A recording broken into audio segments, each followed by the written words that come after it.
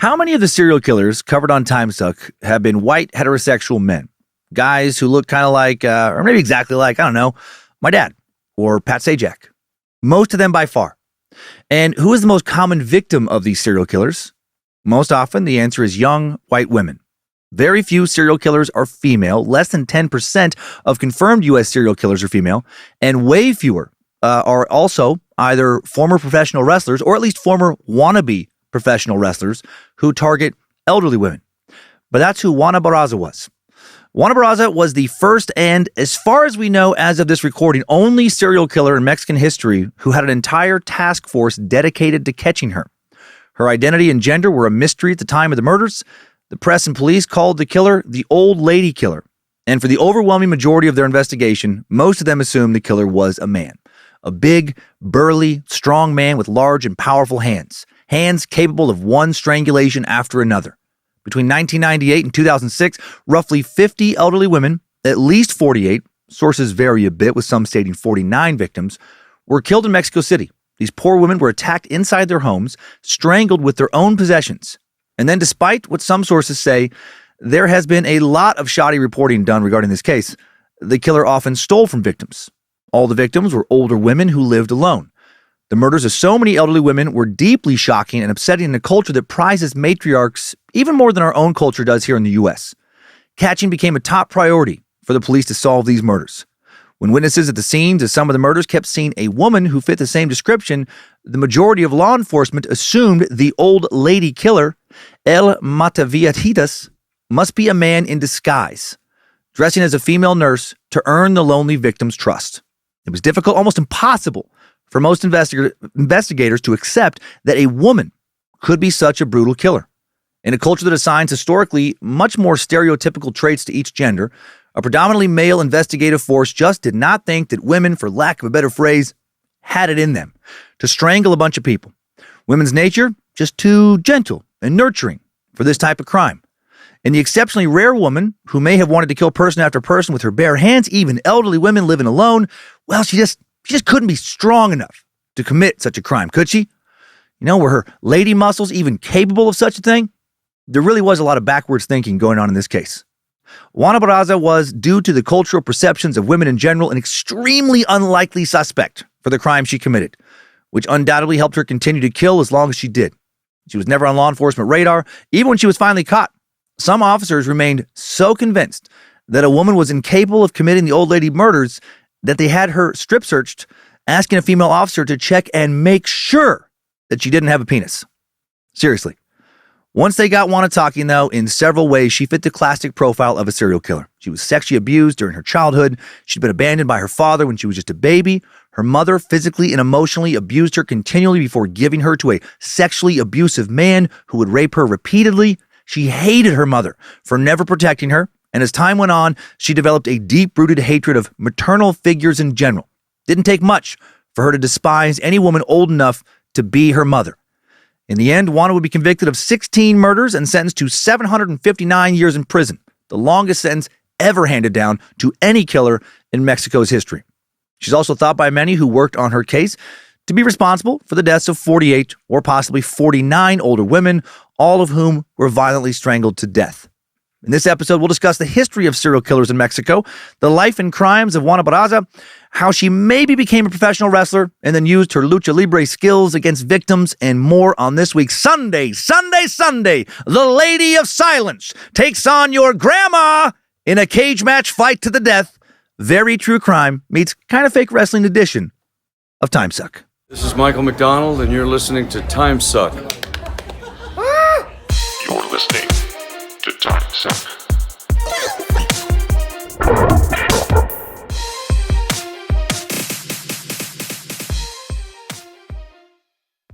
Happy Monday, mate sex. Welcome to the Cult of the Curious. Bienvenidos al culto de los curiosos. I'm Dan Cummins, the Suckmaster, guy who obviously could have been the greatest NFL player of all time, but just chose not to really pursue that because, you know, CTE and stuff. Double Omega Giga Chad. And you are listening to Timesuck. Hail Nimrod, hail Lucifina. Praise be to good boy Bojangles, and glory be to Triple M. A couple quick things and then so much show. Thanks to several of you for writing in to let me know that my stand-up is back up on Pandora. Hooray! Once again, you can listen to all my old albums on there for free, and I'm sure I'll eventually get audio from my most recent release, Trying to Get Better, that still exists only on YouTube, up on Pandora. Finally, after a lot of lawyering, I was able to get out of some big beef between my former publishing company and SiriusXM and Pandora, a beef I never wanted to be a part of in the first place. Love Pandora. So many of you have found this podcast because of Pandora, and so happy that now hopefully this nonsense is in the past. So if you'd like to create a Dan Cummins station, thumb up some tracks. It is a free way to help my stand-up audience stay engaged so that when I do tour again someday, I can tour again to my own crowd again. And by the way, thank you to those who showed up at the Blue Note in Honolulu just recently, my last stand-up show for a while. 50th State I performed in. That was fun to check that box. But yeah, just wanted to let you know that I'm back up on Pandora and it's free to listen to. Also, the Cummins Family Scholarship Fund, presented by Bad Magic, is almost here again.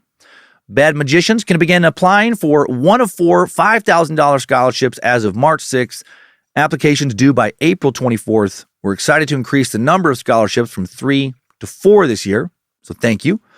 Thanks to each and every Patreon member who helped make that happen. You can visit badmagicproductions.com, click the scholarship banner, be linked over to the Scholarship America page for the application. Easy peasy. I will remind you again as it gets closer. Just wanted to give you a heads up. And last quick thing. Thanks so much for the good feedback on the new Short Sucks. So glad many of you seem to love them. I am definitely having a blast with them. And that's it. Ahora, hablemos de la Dama del Silencio.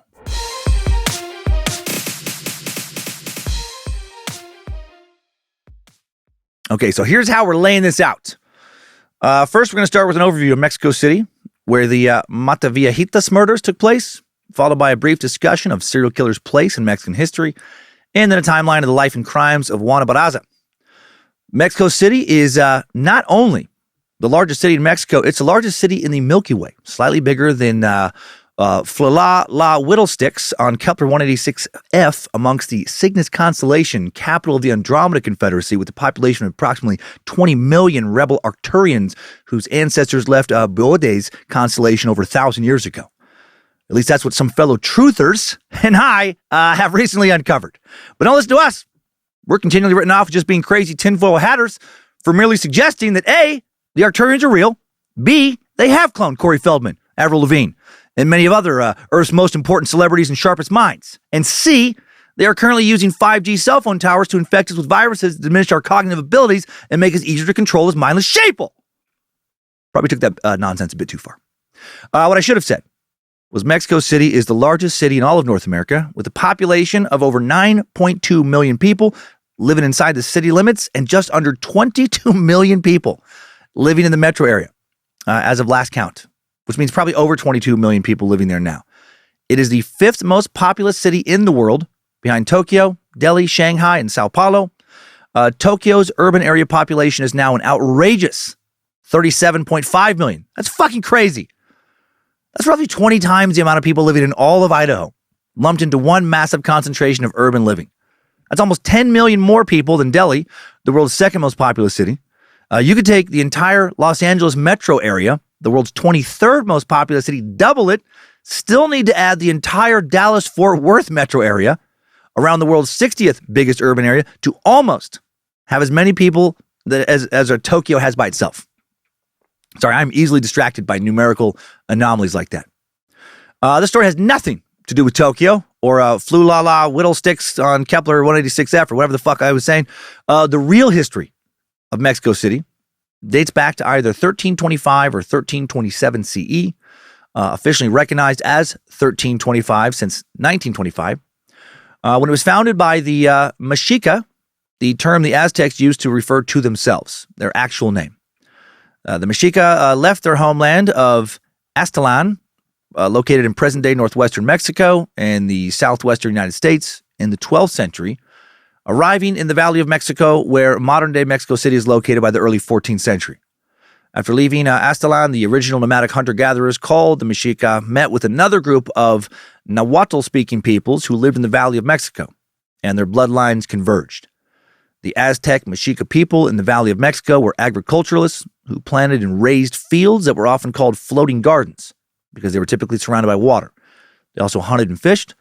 According to legend, in the early 14th century, the Mexica, let's just call them Aztecs now, were looking for a permanent home when a priest named Tenoch had a vision where the sun and war god Huitzilopochtli instructed the Aztecs to look for a sacred site where they would find an eagle holding a snake in its beak, perched on a prickly pear cactus.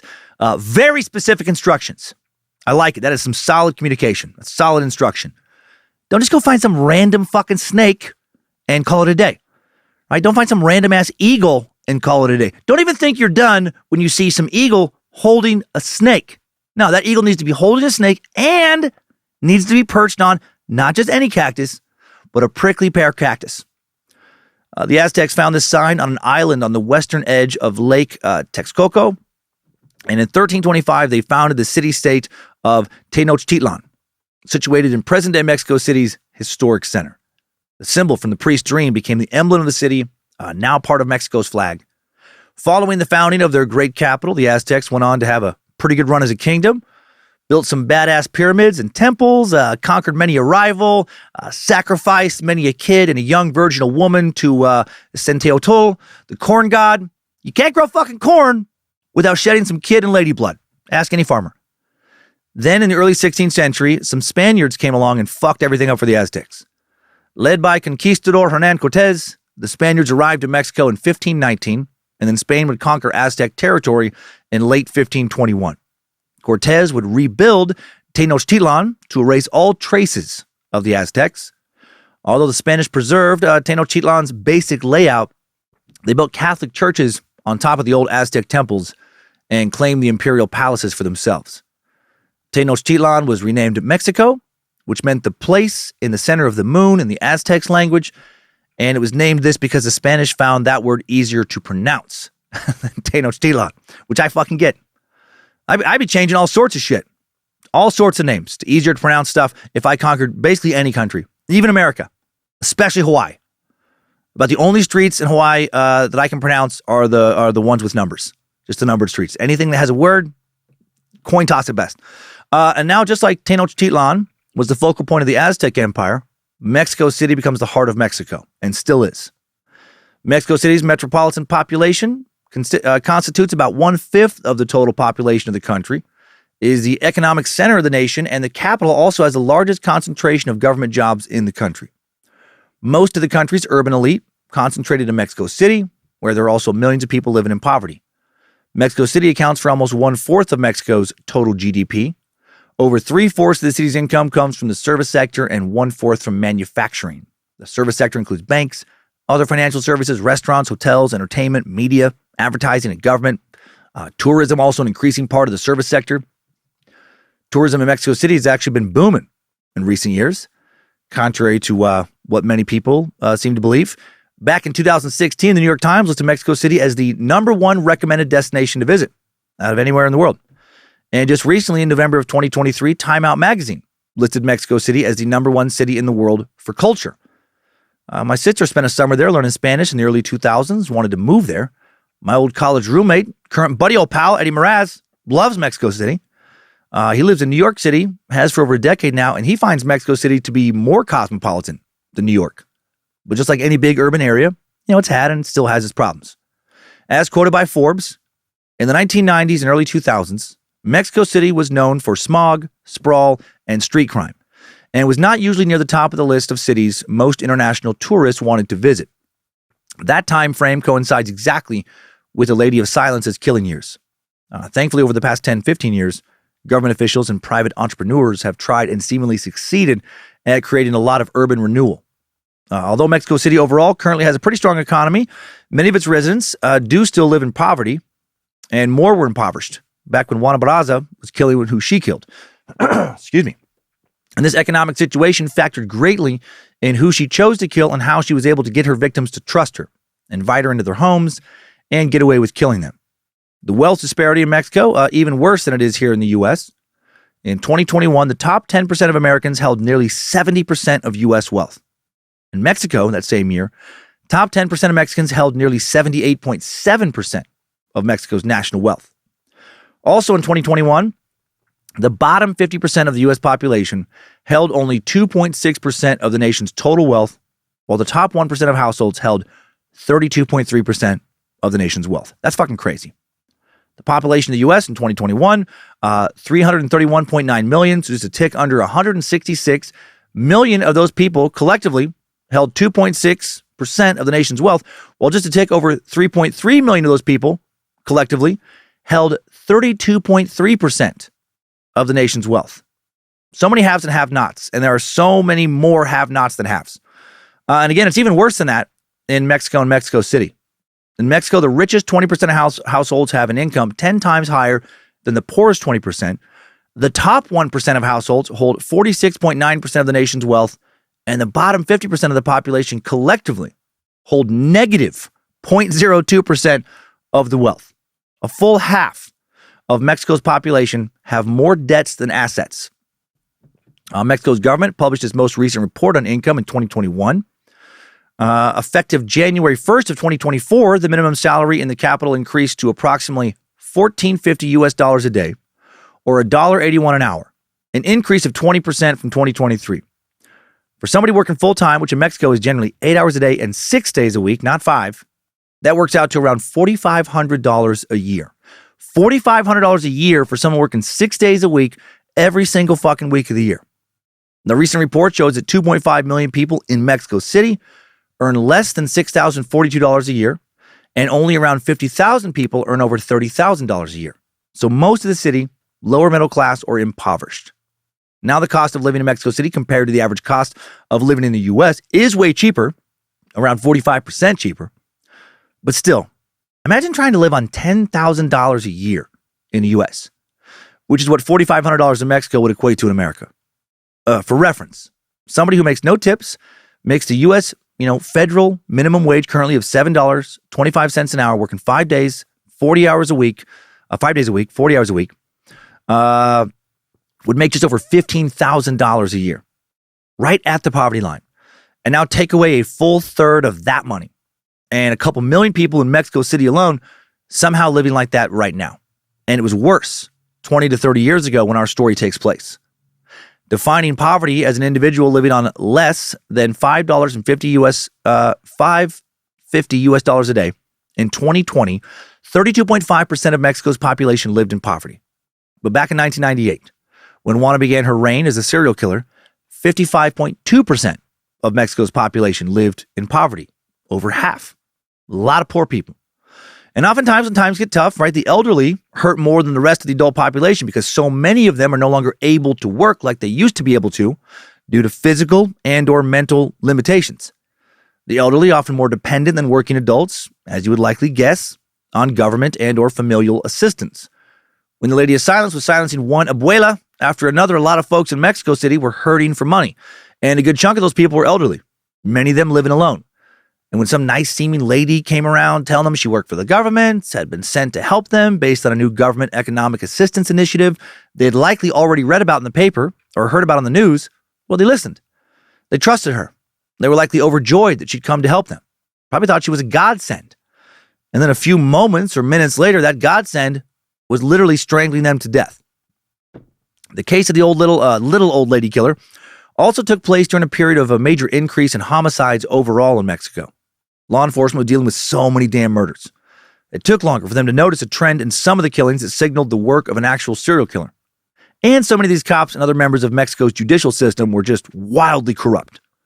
Several major Colombian drug cartels were shut down or nearly shut down in the 1990s, which led to the North American drug trade shifting primarily to Mexico. During this transition, the Mexican government was unable to effectively address the problems with drug cartels due to its own widespread economic problems, coupled with a history of governmental corruption that included law enforcement.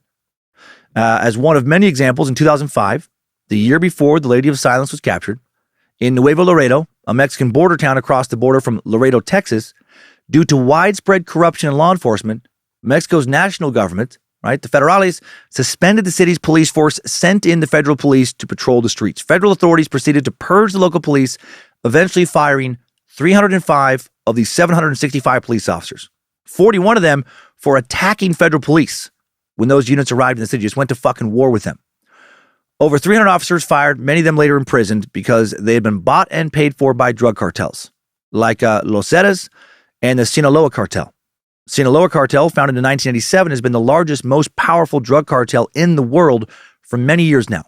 These cartels had thousands and thousands of police and other government officials in their pockets when the Lady of Silence was killing, and they still do. Not the best environment when you're trying to put together a top-tier squad of homicide detectives to catch a serial killer. And as I mentioned, in addition to the corruption, there were a lot of murders, right? With all the cartels and their battles for drug trade supremacy came, that comes with a lot of killing. In 1998, the year Juana's murder spree began, Mexico's murder rate was just under 15 per 100,000. That year, the Mexico City metro area was home to 17.9 million people, which means that approximately 2,700 murders were committed just in Mexico City just in 1998. When 2,700 people are being murdered in a city in 1 year, how much law enforcement time and money is really going to be dedicated towards trying to catch somebody who is strangling some elderly women? Also, Mexico's law enforcement, not well equipped experience-wise to track down specifically a serial killer. The concept of a serial killer being active in Mexico City seemed laughable to most investigators when a lot of grandmas started turning up murdered. Serial killers just weren't thought to be a phenomenon that occurred in Mexico ever. They were monsters that plagued people in other places, like the U.S. They were characters in movies. They were not residents of Mexico City. Juana Barraza, often called Mexico's first serial killer, and that is actually not true, but I do understand now why that's been said. There were serial killers in Mexico before Juana, but she was the first to have a dedicated task force created to catch her before she was identified. All the others were identified as serial killers only after they were arrested. And despite other Mexican serial killers having been identified, as such, before the arrest of the Lady of Silence, there was still a widespread belief that Mexico just did not have serial killers. On February 12, 2006, weeks after Juana was arrested, Renato Sales Heredia, the deputy prosecutor with the Mexico City Department of Justice, called serial killing, quote, an unknown phenomenon in Mexico. Months earlier at a 2005 symposium on serial killing in Mexico City, he said Mexico was facing a terrifying and new phenomenon, the presence, now indisputable, of a serial killer. That which happens to us today did not happen to us before. It happened in movies in the United States. However, violence and crime have also become globalized. The serial killer of elderly women, El Mataviejitas, is an example of this. There were so many people getting fucking murdered in Mexico every year, and law enforcement have been so plagued by continual corruption, who knows how many serial killers were active and hiding in Mexico for years. There have for sure at least been a few. Let's meet a couple before we jump into the timeline of Juana's story. In the late 19th century, the first of two infamous Mexican serial killers, both who have become known as Mexican Jack the Rippers, was butchering women. Francisco Guerrero Perez was also known as El Chalaquero, the Mexican Bluebeard, the Consoldado River Strangler, the Consolado River Ripper, the silly little sweet pie bad boy who maybe needs his rosy red bottom spanked a bit harder. Maybe the last one was not one of his many nicknames, but the rest were real. El Chalaquero was a contemporary of the British Jack the Ripper, active between 1888 and 1891. We did an episode about Jack back in May of 2018, bonus suck 21. El Chalaquero comes from the Spanish expression chaleco, which means by hook or by crook. Chaleco also can mean vest. While some sources attribute his nickname coming from him being ruthless, other sources say he was just a dude who liked to wear a vest. Either way, this son of a bitch, vest or no vest, killed up to 20 female sex workers in Mexico City between 1880 and 1888, but was not identified as a serial killer until about a century later. Due to prosecutors at the time, somehow only be able to find him guilty of a single murder, despite a lot of circumstantial evidence indicating that he was for sure a butcherer of many women. Guerrero brutally raped his victims repeatedly, sometimes over the span of several days. He beat them, tortured them. When he finally decided to kill them, he would strangle them or slit their throats. Sometimes in his bloodlust and rage, he would also decapitate them.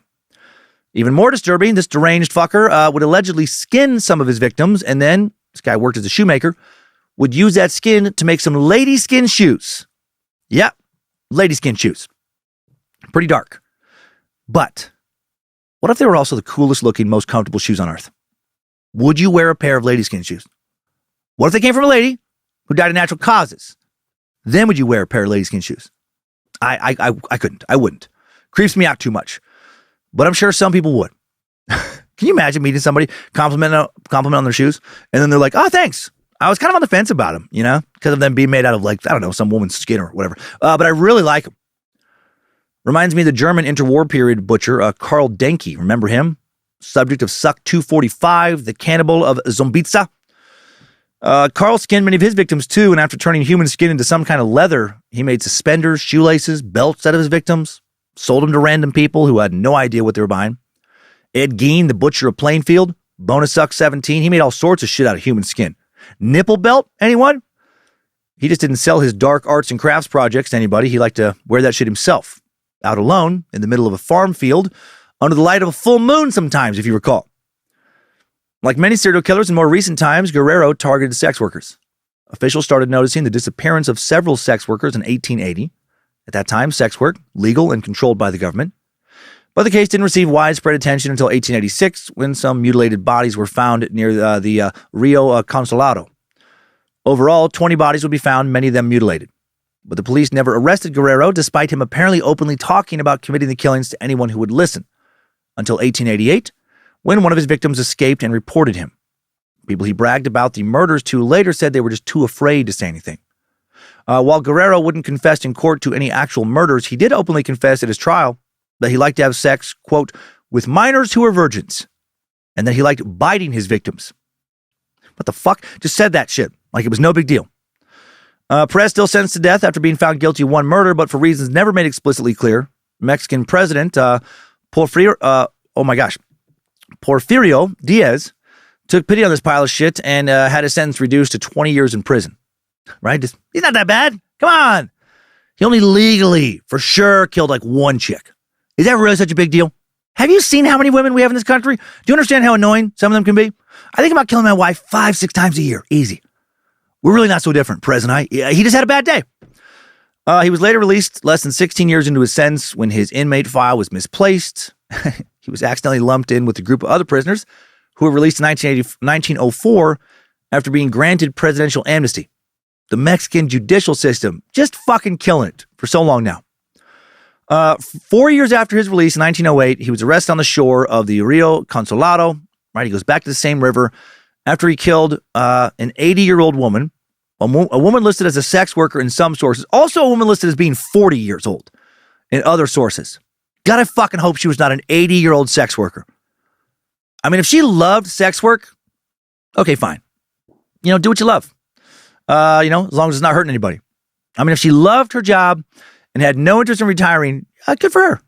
Get to motorboating with those octogenarian tatas, right? Hail Lucifina. However, I'm pretty skeptical regarding the possibility of an 80-year-old woman who just wakes up every day, all too happy, to put on her fishnets and miniskirt, eagerly throwing on some high-heeled boots that go up to her knees, slathering on some ruby red lipstick and really squishing her gravitationally elongated tits into a push-up bra, maybe a bit too small, and just thinking, #blessed. How blessed am I to still be living this dream? Carpe diem. Mama cannot wait to hit these streets. Time to put this pussy pesto dispenser back to work. Every day I'm hustling. Abuela necesita la polla. Abuela necesita la polla. Joder este coño. Joder este coño. Cisparo al corazón. Y tú tienes la culpa. Que no le das mal nombre al amor. Fucking masterclass. Yeah, I'm fluent in Italian and Spanish, bitches. I did just sing some Bon Jovi in Spanish perfectly, I might add. Gotta flex on you fools from time to time. Enchilada, solada, tecate, and toro banderas. Anyway, for those of you still listening, when Guerrero was caught for this killing, he still literally had blood on his hands. Guerrero died in November of 1910 at the age of 70 of either tuberculosis or typhoid fever. He was supposed to be executed, but prison officials just never got around to giving him an execution date. You heard that right. They were supposed to give him a date for his execution, but they were like, I don't know, they were busy or something. They were just taking bribes, probably having sex with government sex workers they weren't paying, and maybe also not investigating, their murders when those happened. Again, the Mexican judicial system running a fucking real tight ship. The tightest of tight ships. Lo más estrecho de los barcos apretados. I got something in my mouth. Apretados is what I meant to say at the end there. Decades later, 1942, a man named Gregorio Goyo Cardenas became known as the second Mexican Jack the Ripper when he killed his girlfriend and 3 sex workers. In August 1942, Goyo, most commonly called the Cuba Strangler in the press, paid a 16-year-old sex worker named Maria de los Angeles Gonzalez and took her to his home. After they had sex, she went to go use his bathroom. He followed her in there, strangled her with a cord, buried her in his garden. 8 days later, he killed a sex worker whose identity would never be determined, but she was believed to be a minor. In the garden burial ground, her corpse also went. 6 days after her murder, he hired another sex worker named Rosa Reyes Quiroz, listed in sources as a minor, exact age never given. In Rosa's case, when she decided she did not want to sleep with him, he strangled her with a cord, had sex with her corpse, then buried her again in his backyard garden. And he may have practiced necrophilia with all the corpses that ended up in his garden. Sources vary on exactly who this sicko fucked once they were dead. 4 days after Rosa's murder, now he kills his girlfriend, 21-year-old Graciela Arias Avalos, a fellow chemistry student. He picked her up after school, drove her home. He claimed that she refused to kiss him, so, naturally, he beat her to death in his car. What was he supposed to fucking do? Respect her autonomy? And politely ask her why she was not romantically interested in him at that time? Work on his communication and courting skills? Maybe respectfully end the relationship and move on with his life and never bother or assault her? He took her body home before burying her in the garden. He put her corpse under his bed. He then committed numerous acts of necrophilia with Graciela's corpse before burying her next to the other victims the following day in the garden. 4 days later, his mom had him hospitalized at his insistence. Then in a psychiatric facility, he was interviewed by a private detective searching for his dead girlfriend, Graciela. He confessed to killing her and burying her body. Police came to the hospital. He took them to the burial site. They found all 4 corpses. He also showed investigators his journal, which was essentially his confession book. Part of Goyo's confession stated, "They were women of the street. I offered them money. I took them to my home where they sated me. After having them, I do not know what I became, what I felt. It was something horrible, a horrific hatred towards those women, all women, an inexplicable frenzy, the invincible impulse to destroy, to tear, to kill. And I killed them." Goyo was convicted for all 4 murders. I should hope so. Then sent to a prison psych ward. During his trial, for the first time ever, the Mexican press published detailed reports about the depraved acts committed by one of their very own serial killers, although at that time they did not refer to him as a serial killer because that coin would not be termed until 1974. 2 years later, the guy who just murdered 4 women escaped. Fucking 2 years later, he escapes, makes it to the state of Oaxaca, and gets a job at a rural school as a teacher. Yet again, the Mexican criminal justice system, what the fuck? Might want to maybe kind of pay close attention to a dude who just went on a murder and necrophilia spree. Goyo will soon be recaptured and then will be placed into the general prison population where he will earn a law degree, author 5 books, and do so much more. Somehow while in prison, he'll amass a small library of over 200 books in his cell, and also in his cell, he will play the fucking organ that his mom brought him. How big was his cell? He will also get married and father 4 kids with his wife while in prison for 4 murders. Who was running the prison this guy was in? 4 kids, is that really a good idea? Just to let dudes who literally cannot be present fathers make babies? After 34 years of being incarcerated, Goyo's lawyer will argue that he should be released because he's no longer mentally ill, and the maximum sentence for murder was 30 years when he was convicted. And Goyo was released in September of 1976 at the age of 61. He goes on to work as a lawyer for many years, becomes a minor celebrity. He was considered, quote, a testament to the effectiveness of the reformatory system. He was invited to the Chamber of Deputies, the lower chamber of the federal legislative power in Mexico, where he would receive a standing ovation for being such a great example of the power of rehabilitation. They even considered briefly having a statue erected in his honor. Goyo died in 1999 of natural causes at the age of 84. What the fuck is wrong with so many people? I got an idea. How about if you strangle even just one woman to death and fuck her corpse?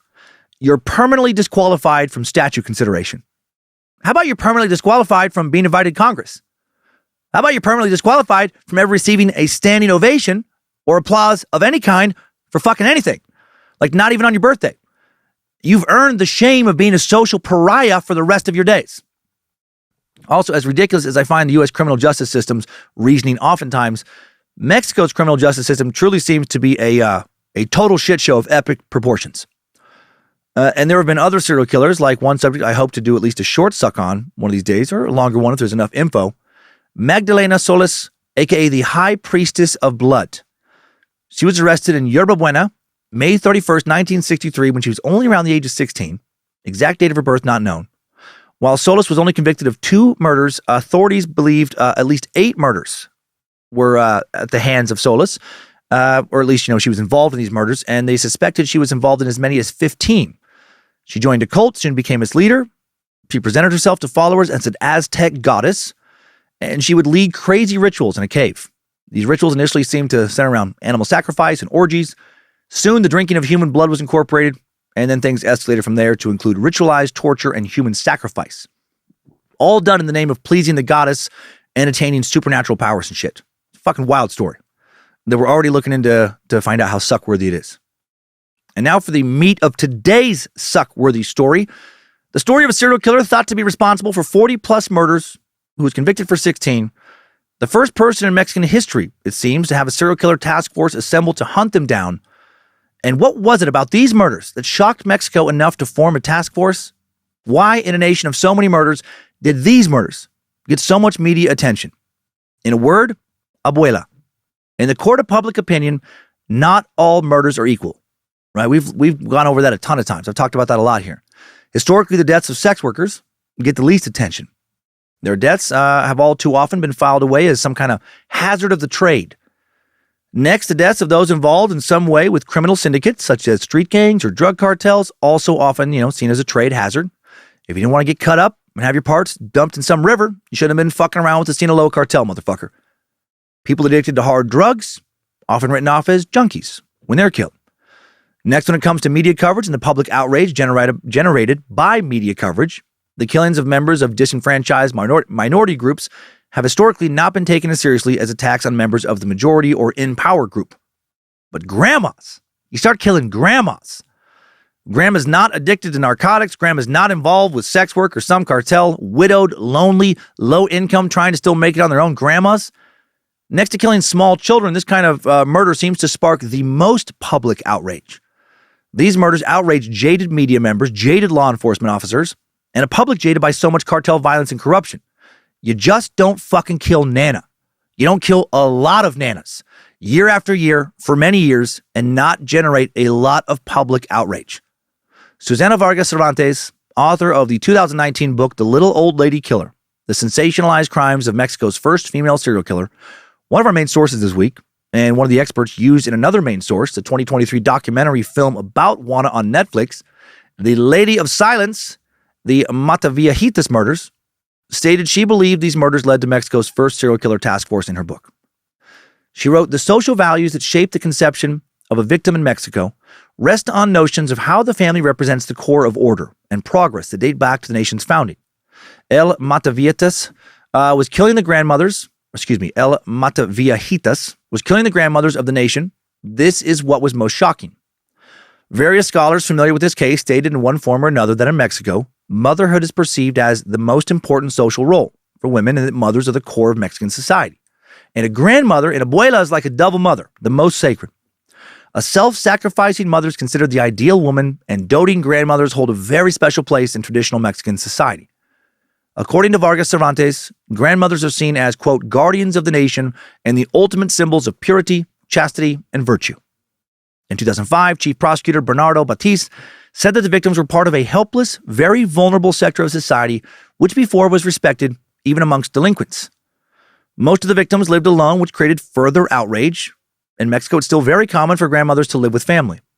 Traditionally, and this is not as common now as it was during these murders, newly married couples lived with the man's parents and might wait a while to move out. And the youngest son and his wife would live in the house permanently to take care of his elderly parents as they became grandparents and great-grandparents, and then he will later inherit the house. Elderly women who lived alone were pitied, right? Why wasn't their family taking better care of them? Did they not have any family? They should be cherished, not abandoned. Investigators believed that they were lonely and wanted company, so much so that they would invite almost anyone inside their home, including the Lady of Silence, who then betrayed their kindness and murdered the sacred members of such a vulnerable population, one after another, after another, after another. And now, our feature presentation. For the enjoyment of one and all, please refrain from using your telephones during the show, or we will be forced to kill you and your entire family. Remember, please turn off your telephones at this time. Enjoy the show.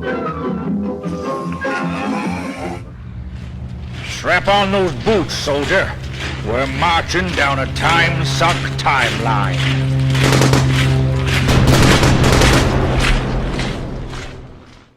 Juana Dayanara Barraza Samperio was born December 27th, 1957, in Espacio, Yukon, Hidalgo, a town of about 12,000 people, 65 miles north of Mexico City. Her mother was Justa Samperio, and her father was Trinidad Barraza. Both of her parents were fucking garbage, and both would end up abandoning her. Dad would leave first. In February of 2008, when he was 80, Trinidad was interviewed by Mexico City news outlet El Universal. He told the interviewer that he realized he was Juana Barraza's father following her arrest. He said he last saw Juana when she was a newborn and didn't hear about her again until she was in the media for being a serial killer. He said he was angry with her, but not over the killings. He claimed she knew he was her father and knew where he was living, but never visited him. How dare she not seek out the parent who completely abandoned her? Why would she visit you, you dipshit? You didn't do anything to help raise her. Fucking people and their delusions. Trinidad claimed in this same interview that he had fathered around 32 children with various women. Hard to say. He stated he didn't remember most of his kids. And that the number 32 was, pretty rough estimate. So that's cool. That's cool.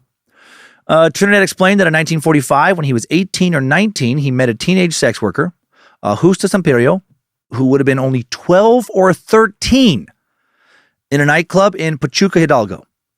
And I know he's only 18 or 19 and that this was a long time ago and times were different, but he started fucking somebody who was 12 or 13. So super gross. Trinidad said he took Justa to live with him and that they ended up having 2 daughters together, Angela and Juana. For a few years, according to him, their marriage was good. Right? His wife played with her dolls, fucked him whenever he wanted since, she was a severely abused child who didn't understand body autonomy or boundaries of any kind. He didn't say that. I added that, but it feels true. Then after a while, she, grew up a bit, was almost an adult, and now she didn't like how often he was away from home for long stretches. He worked as a long-haul truck driver. Trinidad also mentioned that he had a lot of fun as a trucker because he received a lot of attention from women. Yeah, I bet he did. You don't have 32 or so kids without having some fun. What a dipshit. Maybe that was why Justa didn't love him being on the road for long stretches. Maybe he was sticking his dick in any warm hole that would let him in, clearly not wearing condoms, and bringing back God knows how many venereal diseases home to her. Doesn't sound like this dude ever saw a fucking bicycle he didn't want to take for a spin, jump off a ramp, maybe crash into a ditch. You get it. You probably get it. How many of those 32-ish kids did he help raise? I'm going to say for sure less than 10. Probably less than 5. Trinidad said that he and Justa lived together for about 4 or 5 years, and that one day when he came home, Justa was just gone.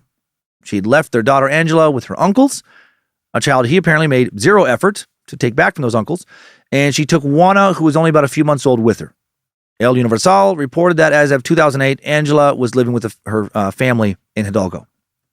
Trinidad also said he was currently married, but had separated from his wife, and the old horn dog made a point to introduce his new lover in the middle of his interview. He's classy. Classy guy. A chico con clase. Trinidad also complained about his own upbringing in the interview as if how he was raised somehow excused how he had raised or not raised Juana the serial killer. Trinidad said that growing up, he knew his mother but not his father. He only knew that the man's name was Ruiz. He was raised by his aunt and her husband, Manuel Barraza. He said he never received an education and was illiterate. Before becoming a truck driver, he worked in a factory. He was a police officer at one point, claimed he worked with livestock at one point, then went back to working with livestock in 1985. Final question he was asked in the El Universal interview was, what has been the greatest suffering you have had? And for his answer, he said, in life, what hurts me the most is the love of my parents that I didn't have. That's a fucking pathetic answer. Feels like a sympathy ploy from the deadbeat dad of a serial killer. Feels like a better answer could have been, I don't know, reflecting on irresponsibly fathering so many children that I then abandoned is something that haunts me every night. Something like that. Sad how the only reason he was interviewed was because of his daughter, but then he mostly just talked about himself and how good he was with women. Regarding his daughter, when asked, he said he had not visited Juana in prison and had no plans to ever visit her. Now on to Juana's mother, Justa Samperio. We don't know anything about her early childhood, strongly assuming it was a complete fucking nightmare since she was working as a child prostitute by the age of 12, if not earlier. By the time she had 2 children, she was, according to Juana later, an abusive alcoholic. When Juana was between 11 and 13, depending on the source, Her mom supposedly gave her away to a 26-year-old man, Jose Lugo, in exchange for, do you care to guess, what her mom traded her daughter for? 3 beers.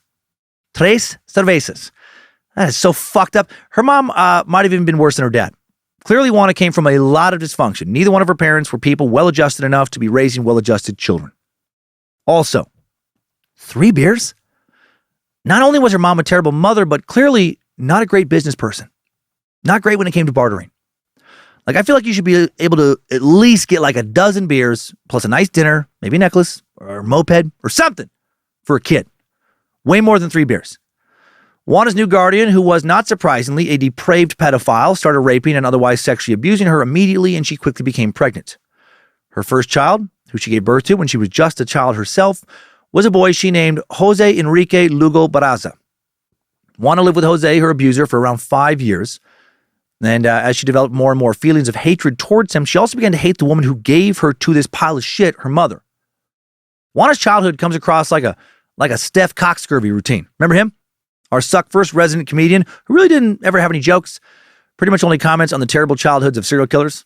Guy who sounds at least a little bit like Jeff Foxworthy. If your padre abandoned you as a baby after fathering you with a teenage prostitute, and your madre was an abusive alcoholic who sold you to a pedophile when you were 11 for tres cervezas, you might be a killer. My God. In an interview with La Vanguardia, Juana said she was only 11 when her mom gave her away. Justa reportedly said, "Give me some beers and you can take my daughter." Can you imagine your mom doing that to you? Dad's not in the picture, and then that happens? Not saying that's an excuse to later become a serial killer, but it is certainly going to fuck your head up and could easily help tilt your life perspective towards having very little love and respect for just humanity in general. Juana also said in this interview, when he abused me, he had to tie me to the bed so he could touch me. Good God, she was just a little kid. What an introduction to adulthood. According to Juana, Justa died from cirrhosis of the liver caused by her alcoholism when Juana was only 18 years old.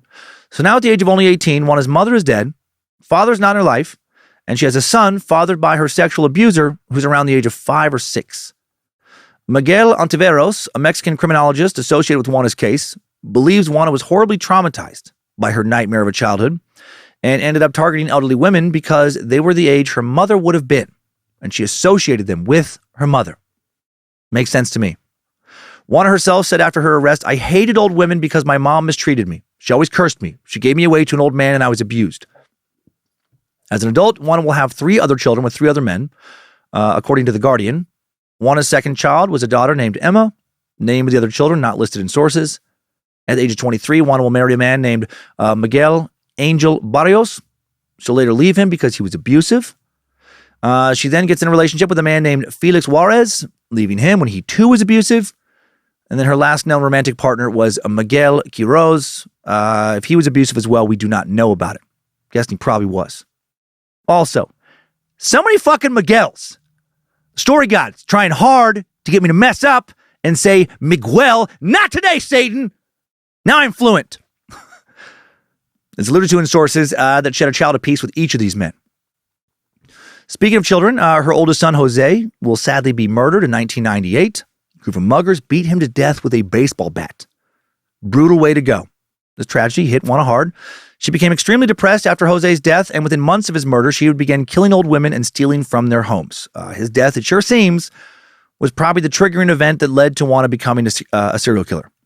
100% speculating, but, sounds like it was the last straw. Her dad left her when she was a baby, or at least didn't come and fight for her when her mom left him. Also, her dad was basically a fucking pedophile. Then her mom sells her to a pedophile who beats her, ties her up, rapes her, impregnates her. Then she has children with at least 2 other men who are abusive. Now, none of these guys stick around to raise the kids. Now, her oldest child, a kid she had when she was still a kid, beaten to death with a bat. After all that, maybe she went to this mental place of just fuck everybody. Fuck the world. Fuck God. I'm sick of life constantly kicking me in the pussy. Old women who remind me of mama, where the abuse I have suffered my whole life first started. Abuse at the hands of the woman who taught me I was worth nothing. They're going to fucking pay. Something like that. Now let's talk about something in life that was not awful, for Juana, something that gave her joy, something she loved, was very good at, miming. I know, random. In her early 20s, Juana found out that she had a real talent for miming. At first, when she did it, she just playing around with her kids, trying to make them laugh. Her kids were blown away with how realistically she appeared to actually be caught, outside in a windstorm, struggling to move forward, or to truly be stuck inside some invisible soundproof box, unable to figure out how to open it and escape. She was so convincing when she pretended to pull herself along by an invisible rope that I guess her kids would cry when they couldn't find the other end of the supposed rope. Cut to about a year later, and she's working as a street performer, miming on Mexico City's main drag 4 street performances, Calle Madero. Here she took her act to the next level, I guess. Incorporated juggling, developed a distinctive costume. Think a lucha libre version of the traditional mime costume. And instead of white clown-like face makeup and a black French beret, she wore a white lucha libre mask and a clown wig. And instead of red suspenders and a black and white horizontally striped long-sleeve shirt, she wore a black cape, and a white wrestling singlet. Instead of the traditional black slacks and black shoes, she wore black wrestling boots that would lace up almost to her knee. Gave herself the name of La Dama del Silencio, the Lady of Silence. Makes sense? She was well on her way to achieving her dream of becoming Mexico City's premier mime. But then, more tragedy, she developed a stomach condition that would cause that dream to come crashing down in a very humiliating way. Flatulence, gas, farts. Really, really bad farts, likely caused by a combination of her diet. For a while, she lived exclusively on soft-boiled eggs, slices of highly processed American cheese, beans, and sour cream. And then there was the anxiety related to stage fright. This combination led directly to an endlessly raging toot storm, as quoted in sources. In short, while she was able to keep her mouth shut as a mime, sadly the same could not be said for her butthole. Loud, raucous, vile-smelling farts continually broke the fourth wall of her otherwise flawless mime performances. It was distracting, embarrassing, humiliating. The more she stressed out over it all, the gassier she became. A vicious cycle. A vicious fucking toot storm. She was breaking character and yelling at her own audience, shouting stuff like, "Why are you all pointing and laughing at me? That guy farted. Him. That guy right over there. In the purple shirt and the snakeskin boots. I mean, doesn't he look like the kind of guy who would fart like that?" And then finally, she was done. Washed up. Finito. Finalizada. Final performance, punctuated more by gas and giggles and applause. She would run away screaming alone into the cold night. "It's not me! I'm so sick of you bastards farting and blaming me for it! We'll see who's laughing when I kill your fucking grandmas! Muerta a las abuelas!" One was never a mime. You knew that. I realized that went on for a while. Probably too long. I just got really into imagining the weirdest buildup leading to serial killing. I think her wrestling name of Lady of Silence may have led my brain to think that's a good name for a mime.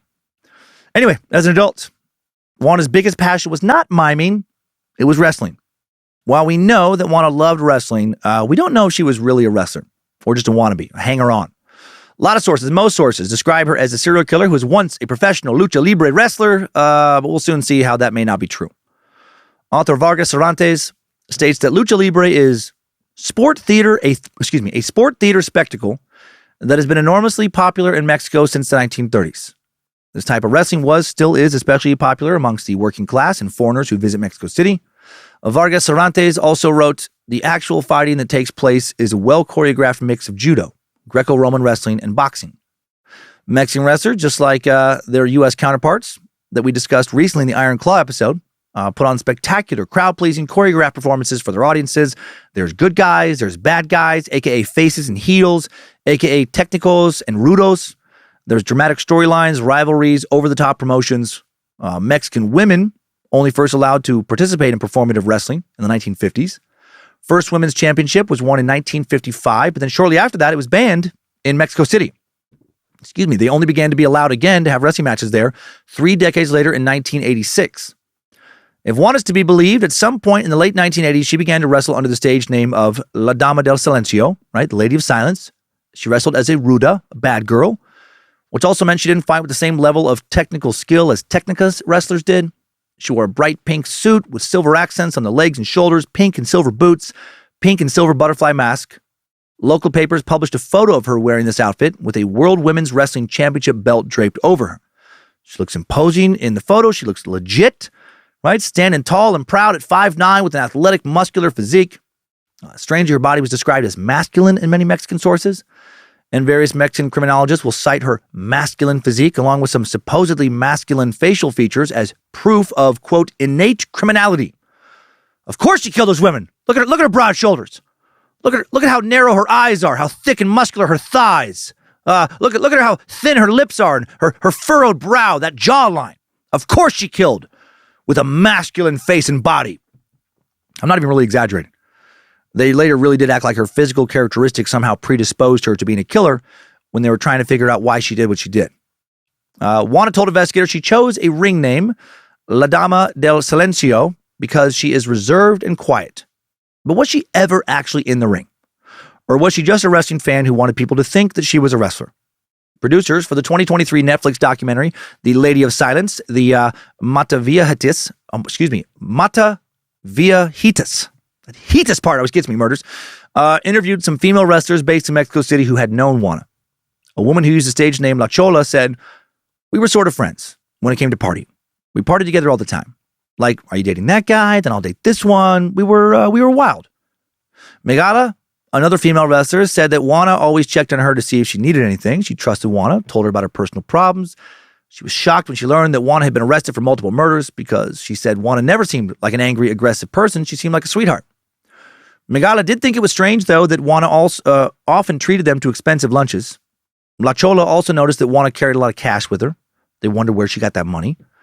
Also, both thought it was a bit odd that she liked to dye her hair almost every month and that she moved often from one apartment to the next. But they never connected any of her behavior to a string of murders of elderly women. Juana said that at some point before she was arrested, she had to quit wrestling because of a back injury, but that prior to her retirement, she could lift 220 pounds at the gym. Never said exactly how she lifted that weight. Deadlift, I'm guessing, unless she's just pulling that out of her ass. Regarding, again, whether or not she was actually a professional wrestler, La Chola said, "I think she always dreamed of becoming a wrestler, but she was never a wrestler. She never set foot in a ring. I asked several wrestlers, 'Did you ever fight against the Lady of Silence?' No, never." La Chola also added that anyone can get custom wrestling gear made and anyone can buy a championship belt. Very true. Years ago, an awesome Timesuck fan sent me a championship wrestling belt, and it looks fucking amazing. And I certainly never set foot in a ring to win it. I just had to make a bunch of terrible Chikatilo jokes and references. What is the big deal? I like to wrestle. That's all it took to get myself a championship belt. Megala also stated that Juana liked the environment of professional wrestling, liked to be around wrestling, talk about wrestling, but not a wrestler. Renato Sales Heredia, the deputy prosecutor for the Mexico City Department of Justice at the time of Juana's arrest, did seem to think that she was a wrestler, though, stating in his interview, "I think she unloaded a large part of her frustrations that came from that awful early childhood through wrestling." However, Renato, after watching that doc, seems kind of like a dipshit. Seems like a dude who has a lot of strong opinions about shit he doesn't know anything about. A lot of other people interviewed in the doc consistently disagreed with a lot of his assessments. I'm going to say she was either not a wrestler at all, or maybe she fucked around in a few small town matches and then never took it further than that. Certainly was never a popular wrestler. The New York Times reported that Juana worked as a popcorn vendor at wrestling matches. That sounds more possible. Comedically, I hope that she never did more than that. That cracks me up to think of like the wrestling equivalent of some dude, maybe some guy who sells like hot dogs at Dodger Stadium, and then tells people that they're a professional baseball player, or lets them think that. What do you do? I'm a Dodger. I'm with the Dodgers. Oh, you play professional baseball? Yeah. Like I said, I'm a Dodger. What position do you play? I'd love to come watch the game. Well, they use me. I'm all over the place. I'm a bit of a hot dog. I'm a bit of a hot dog Dodger. Fans love me. An article from The Guardian stated that Juana frequently attended wrestling matches, organized some local wrestling events, and maybe, occasionally, possibly when she was younger, might have fought in the ring. But they don't cite anyone who ever wrestled against Juana or even someone who ever witnessed her wrestling. I certainly can't find any videos or photos online of her ever in a ring. Just a pic of her dressed up as a wrestler. So while we don't know if she was ever a luchadora or not, we do know that at the time of her arrest, Juana Barraza was living in the Ixtapaluca suburb of Mexico City in a ground floor apartment with her two youngest kids, 13-year-old boy and an 11-year-old girl. She was working cleaning people's homes, also did some sort of vague street vending, and engaged in petty theft. She seems to have always bounced from job to job. Juana's lawyer will, of course, deny she was either a murderer or a thief, stating that she was a hard worker, that she was, quote, proud to say she has kept things going on her own. She is proud of being both a father and a mother to her children. Her neighbors will say her kids were friendly and that Juana, while quiet and someone who kept to herself, was pleasant in passing. They never suspected she was a serial killer. Now that we've introduced Juana Barraza, the next section of the timeline will cover the investigation and some of her known victims. I would list out all of the victims, but very little is known about almost any of them. And sadly, she killed so many people the same way, it gets pretty redundant, pretty repetitive. I want to present the most info as possible, but also keep this narrative compelling. So here we go. First known victim, Maria Amparo Gonzalez, killed in May of 1998, identified as a victim in the Mataviejitas case in August of 2004, when another woman was strangled in Iztapalapa, a borough of Mexico City. Investigators noticed that Maria had been killed just a few streets away, determined she was most likely killed by the same person. Sources don't list Maria's age. I'm going to guess she was around 80, since the average age of the 40 victims whose ages we do know, ages listed in sources, is 78.175. Youngest victim listed is 59. Oldest is 92. Actually, two 92-year-olds. Most victims were in their late 70s or early 80s. She really went after people she could easily physically dominate. So typical of a serial killer, right? Preying on people weaker than themselves. After what was possibly Juana's first murder, she seems to take a big break from killing, at least a big break in known murders that fit her MO. Maybe she scared herself, a big cooling off period after the first murder, not uncommon at all when it comes to serial killers. Maybe she felt a ton of remorse over what she did. She certainly never said. She isn't believed to have struck again for over 4 years. Not until November 25th, 2002, when 64-year-old Maria de la Luz Gonzalez Anaya was strangled in her home in the Coyoacán borough of Mexico City. One of 16 boroughs in this massive city, each with their own mayor, council, and local government powers.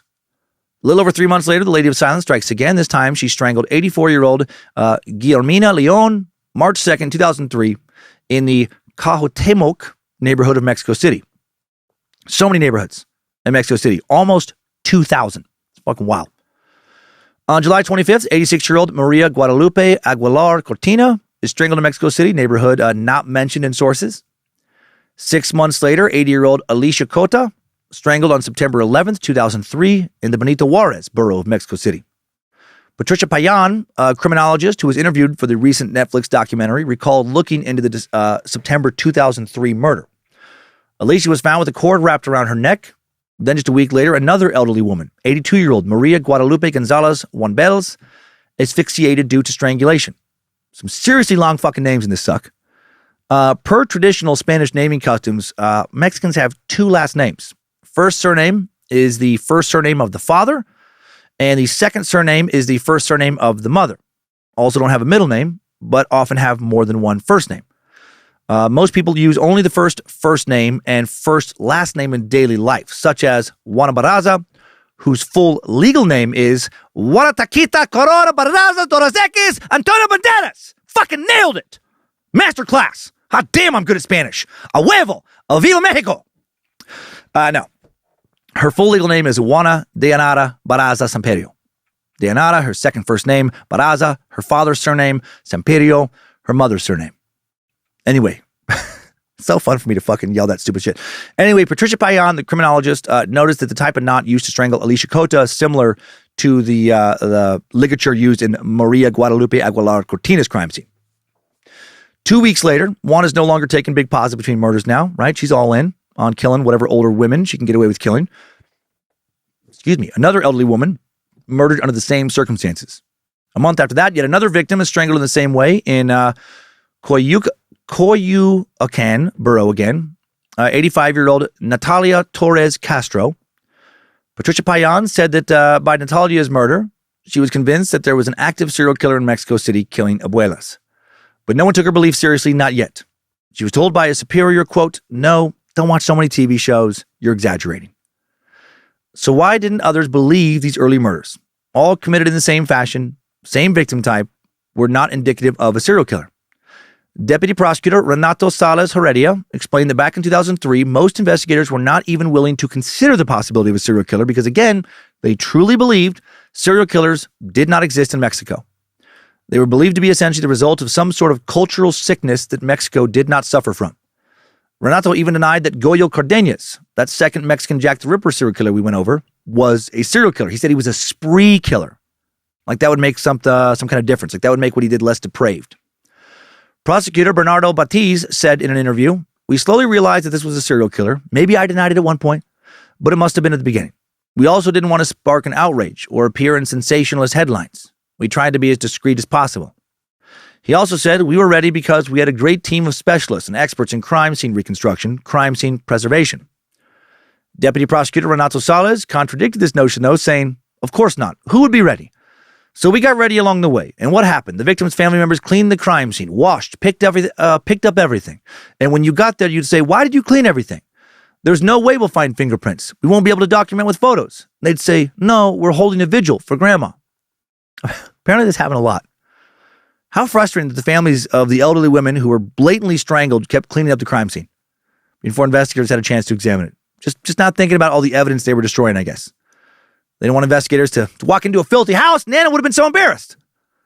Hearing that really shocked me. I'm just so used to hearing about crime scenes. Right? I was watching a lot of true crime docs and TV shows like Cops, or fictionalized crime procedural shows like Law & Order long before podcasts existed. And it just seemed so obvious that if you say walked into your grandma's house and you found her murdered body, you would not start fucking cleaning. But that was not culturally the case here. By the fall of 2003, a group of investigators did start to suspect that one person was possibly responsible for some or all of these murders, though. The initial profile of the suspect was that of a large, strong man. Male, tall, between 45 and 48, broad back, big hands, strong and burly, short hair, dresses as a nurse, may have been a nurse. The suspect's strategy is to pretend to be someone who has showed up to help these women, acting as if they work for the government as part of a helpful social welfare program designed to make sure seniors get the benefits they need. Other than the sex being the wrong gender, that is pretty accurate. Juan was 45 at that time, very tall for a Mexican woman, actually Mexican of any sex. Currently, the average height of a Mexican man is 5'6", and the average height for a Mexican woman is 3'4". And Juana was 5'9". At the time of the murders, Andre Manuel Lopez Obrador, who is Mexico's current president, was Mexico City's head of government. Think mayor of all the boroughs. And he was promoting a new policy of assisting the elderly. To implement this policy, a lot of different social workers were visiting the elderly at their homes and giving them cards that would allow them to access their new benefits. It was common knowledge that these cards were being delivered. So if you were elderly, low income, you were hoping to get one of these cards, and then someone shows up saying that they're there to give you that card, would not be weird to invite them into your home. Back to the profile for a second. No two witnesses had the same exact description of who they thought was the killer, but a lot of people did give a similar description that included the suspect dressed as a nurse. So now investigators start looking into nurses, other healthcare workers, which was unfortunate since Juana, not a healthcare worker. If only they would have looked into highly skilled mimes suffering from terrible flatulence who wanted to be masked wrestlers. Then they would have caught her, immediately. Also, the average height of a Mexican woman is 5'2", not 3'4". How hung up were some of you on that perceived fuck up? In your head, were you like, does he really think that the average height of a full-grown Mexican woman is 3'4"? That would mean that a lot of Mexican women are 3 feet or under. Has he never seen any Mexican women? Or maybe you were like, is that right? I mean, I've seen a fair amount of Mexican women, and they do seem short, but 3'4"? I don't know. I mean, I guess it's not like I was asking for their height or asking them to hold still so I could measure them or anything, but maybe. Now back to more murder. October 9th, 2003, 87-year-old Maria Guadalupe de la Vega is strangled again in the Benito Juarez borough. She's also tied up. In the process of being tied up, both her arms are fractured. Damn. 78-year-old Maria del Carmen Munoz Cote del Galvan strangled with a stethoscope October 24th in the Coyoacan borough. 81-year-old Gloria Enadina Rizzo strangled October 28th, 2003, neighborhood not listed. Gloria's daughter, Veronica Rizzo, did an interview for the Netflix doc where she talked about her relationship with her mom, saying it was kind of a bummer to see her go out like that, I mean, it's sad, for sure. But honestly, I wasn't like I wasn't like that torn up about it. I mean, she was 81. Let's be real. It's not like she was some 20-year-old with her whole life ahead of him, or even a 30 or 40-year-old. All in all, she had a great run. So why be sad? I mean, sure, I could focus on her being strangled at the age of 81, but I would rather focus on her living a wonderful 81 years and 234 days when she wasn't strangled even one time. And honestly, what's worse?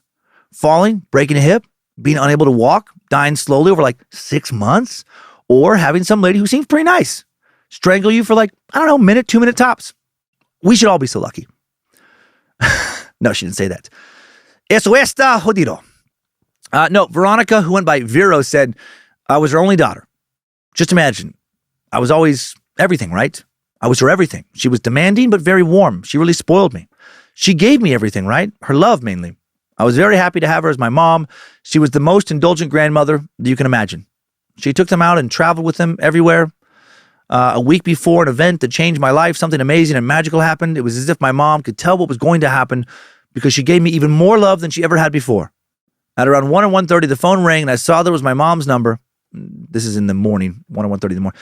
I froze, didn't want to pick up, Roman, my partner, said, answer the phone. Why aren't you answering? I grabbed the phone. Yes, Mom, what's up? How are you? And then I heard the voice of my nephew who lived there. Vero, your mom died.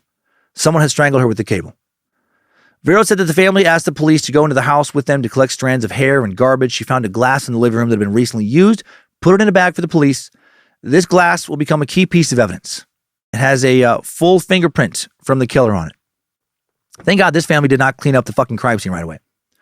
When she went down to the police station to speak with detectives, Vero said she saw her mother's name on a big whiteboard, had a number next to it. She asked an officer what that was about, and she was told, because this could be the work of a serial killer.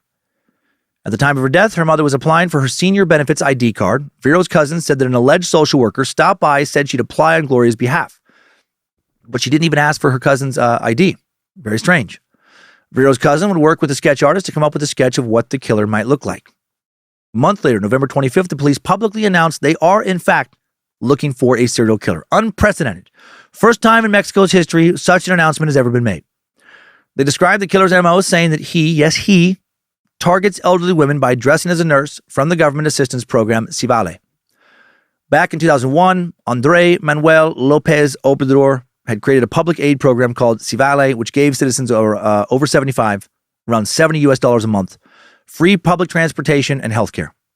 Investigators now consulted homicide detectives in France. They will end up hiring some of them to teach a course to their investigators on how to catch a serial killer. Based on what they learned, the Mexico City Department of Justice created a task force called Parques y Jardines, Parks and Gardens. The name comes from the fact that investigators at the time believed the killer found his victims in local parks and gardens, since many of the murders occurred near public parks. The task force ended up producing 64 different sketches of the killer. They will distribute many of these sketches via 70,000 pamphlets and posters placed in government offices and public transport. Also organized surveillance by federal police who did patrols in parks and gardens. I feel like 64 different sketches is at least 60 too many. I mean, I guess maybe too much info is better than, not enough. But if your suspect might look like one of 64 different kinds of faces, what is the point in even releasing any of those sketches? I mean, you clearly have no fucking clue what the killer looks like. The following is a translation from one of the posters task force investigators used to help catch the killer. Attention. How can we prevent not falling for deception? There are people who can pass for promoters of different services, nursing, therapies, phone supervisors, cable, water, electric energy, gas, and others. You could be approached in stores or commercial centers, in the street, the entrance of your house, of your building, or housing unit. If you feel like you're in danger, ask for help from a person you know and have the most confidence in. Recommendations. Don't give information to strangers. Don't let a stranger enter your home. Don't mention that you live alone or are alone. Most importantly, don't trust mimes dressed as masked wrestlers. We repeat, don't trust stinky mimes dressed as wrestlers. Maybe I didn't say that last one, but the rest were real. And so is this last one. If you hire any services from personal caretakers, assure yourself that it is professional. Ask for employment verification or identification. If you have any doubt, ask for information from the Department of Justice of the Federal District. Based on crime scene evidence, the police determined that the killer strangled victims from behind with either their own clothing or other items from their homes. The bodies were typically found on a chair or in their bed. After the victim was dead, the suspect then stole a small item from their home, often religious items like images of saints, crucifixes, and Bibles. tokens, right? Trophies. Killer's primary motivation was clearly not financial. Sometimes money was found to be missing, sure, but not always. Killer was clearly driven primarily by anger towards hatred of elderly women. Also, remember those 64 different sketches? All sketches of dudes at that point, or faces believed to belong to a dude. When the task force began searching for El Mataviajitas, they still strongly assumed the killer was male. A white, heterosexual male, to be very specific. Why? Because most serial killers from other countries like the U.S., white, heterosexual males. Very funny to me to do that in a country where most people are not white. All right, everybody, listen up. Whoever's killing our nanas, most likely not someone from Mexico. No fucking way. We don't do sick shit like that. We can't. Not to grandmas. It's impossible. Imposible. I've literally never met, not once in my life, a single Mexican who hates grandmothers. Can you imagine? Imposible. Ni de coña. Pollo Reneo. Zapatos de Crocodile. Antonio Banderas. These crimes, in my opinion, have America written all over them. So many sick fucking white dudes up there. Dementes gringos. And they do this kind of shit all the time. Bundy, Gacy, Kemper, the Green River Killer, Jeffrey Dahmer. And now whoever's doing this.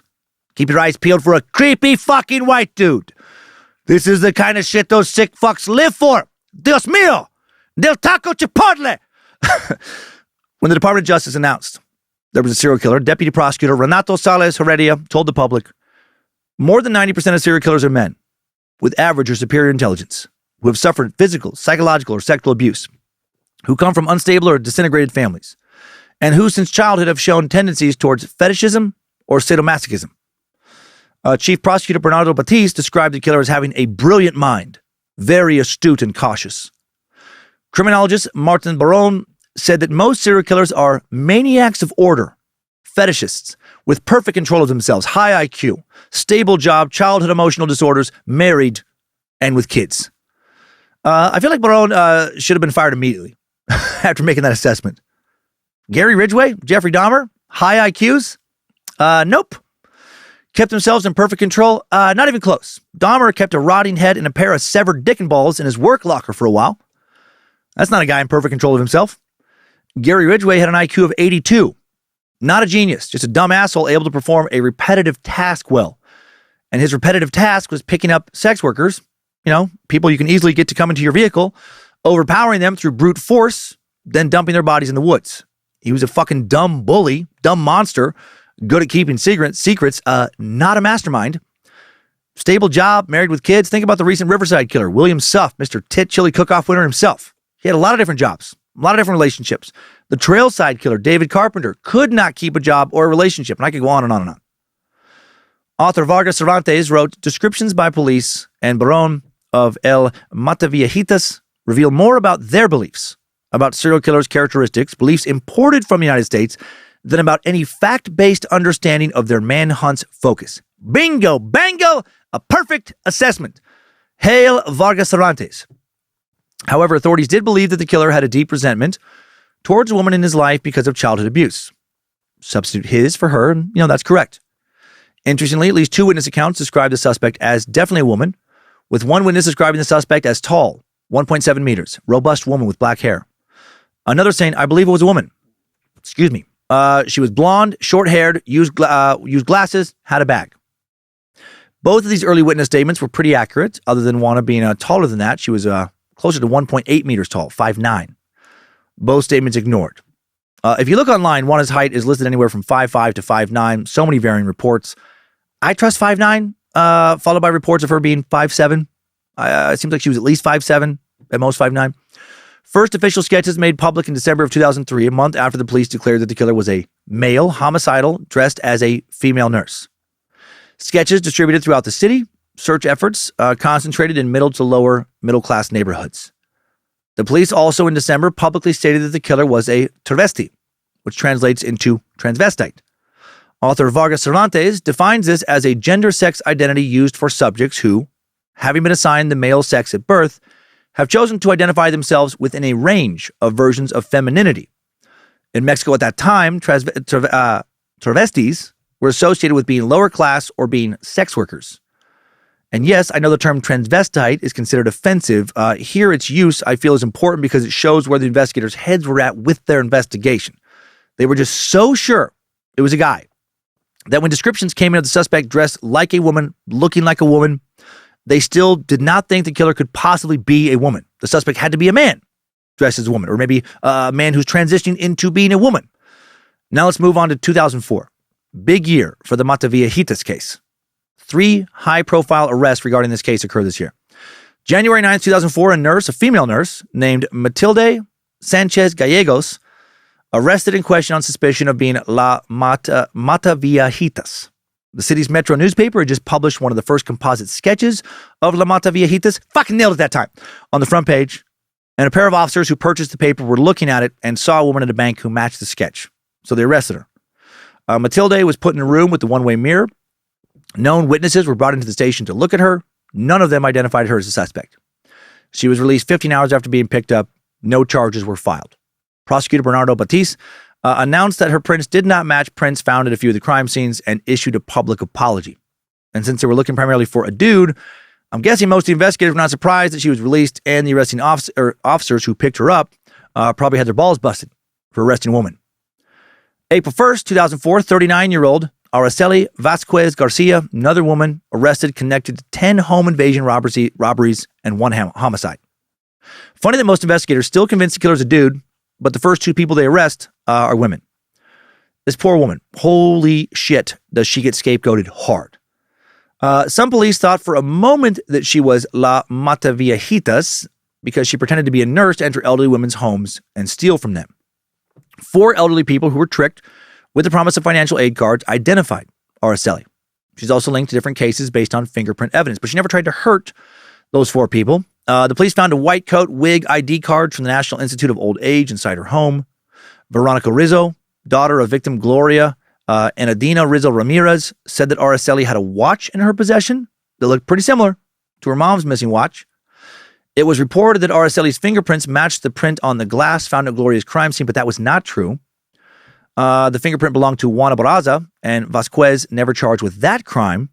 Araceli, still in prison right now. Ever since her arrest, she has denied being a killer, but admitted to several robberies. She's insisted that the police had the wrong woman, but was charged with the murder of a woman named Margarita Aceves Casada, who was killed January 5th, 2004. She was sentenced to 23 years, 9 months for murder. 75-year-old Margarita had been strangled with a cable from a radio alarm clock. Her crime scene looked exactly like the crime scenes of so many other Lady of Silence murders. On the day of her murder, Margarita's neighbor, Himilda, was outside sunbathing when she spotted a woman dressed as a doctor, described her as being short, light brown skin, straight yellow hair. Doctor asked if she knew any retired people who lived alone because their pension would be increased. She pointed the doctor in the direction of Margarita's home. 3 more witnesses saw the woman dressed as a doctor, saw her asking Margarita for her ID. Margarita agreed to let the woman into her apartment. Neighbors were surprised to see that Margarita's windows were still open at night and there was no lights on inside. A neighbor's husband entered the apartment with his set of keys, found her dead body. On January 6th, 4 eyewitnesses agreed on the physical description of the doctor. Margarita's neighbors were called in to see if they recognized Araceli Vasquez, not identified. None of the eyewitnesses thought that Araceli was the killer. One witness said the suspect was actually much taller, like Juana's height. During the search of Araceli's home, investigators found the watch that was identified by Margarita's niece. Per the prosecutor's office, this plus other items found inside her home would constitute the main evidence used against her. Araceli claims these items were planted in her home by the team of prosecutor Guillermo Zayas. In support of Vasquez's claims of innocence was the fact that the murders continued and increased in number after her arrest, and also Guillermo Zayas corrupt as fuck. More on him in a bit. Another suspect, a man this time named Jorge Mario Tablas Silva, arrested September 12th, 2004. Suspected, again, of being El Mataviejitas, because he dressed as if he were a nurse for the Civale program and would wear women's clothing and a wig. He maybe suffocated one woman with a pair of tights, or maybe was just really mentally ill and they scapegoated him as well. The second suspect in the murders of these women, who most experts think had nothing to do with the killings, or I guess the third suspect, I guess that one, was real brief, will be tossed quietly into a prison and left there to rot. Tablas was charged with 2 murders. The prosecutor's office suspected him of 8 more. One of his alleged victims, 66-year-old Maria Eugenia Guzman Noguez, he had promised to give her financial support, one of those financial support cards. Also linked to the May 1998 murder of Maria Amparo Gonzalez Salcida The first Mataviajitas case from May of 1998. In a journal left behind at the crime scene, he wrote, "I know I am the Apostle Juan, the ghost of whom my mother told me about through a spiritualist session." Okay. Also wrote that his murderous acts were committed by an entity called El Maligno, the evil. Once again, investigators thought they had captured the serial killer, but there was no conclusive evidence to prove his guilt. Tablas later will insist, when he's not in the middle of a fucking psychotic episode, that he was innocent and that his prints were not found at any of the crime scenes. He's right about that. His prints not found at the crime scenes. In fact, in the official report on one of the murders he was convicted of, the prints of that crime scene matched Wannabe, not Tablas. This dude was mentally ill. Probably been reading about the murders in the papers or something. Nevertheless, Tablas will be sentenced to 61 years in prison for 2 murders he very likely did not commit. He died in prison, professed his innocence until the end. Very sad. Just like in the case of Araceli Vasquez, the murders will continue after Tablas is arrested and increase in frequency. Before we get to the 2005 murders that followed these arrests, let's first look at what Juana was up to in 2004. October 24th, a 70-year-old woman named Maria Dolores Martinez Benavides was strangled in her apartment again with a stethoscope. 12th little old lady murder of just that year. Witness Judith Vasquez said that Maria often left her door open when she got home from work in the afternoon and then closed the door when she was ready for bed. A female suspect who looked, exactly like Juana Barraza, sat with their doorman and chatted with the neighbors, asking which of the building's residents lived alone. When she learned that Maria Dolores lived alone, she befriended her. About a month later, Maria Dolores was found strangled in her apartment with a phone cord.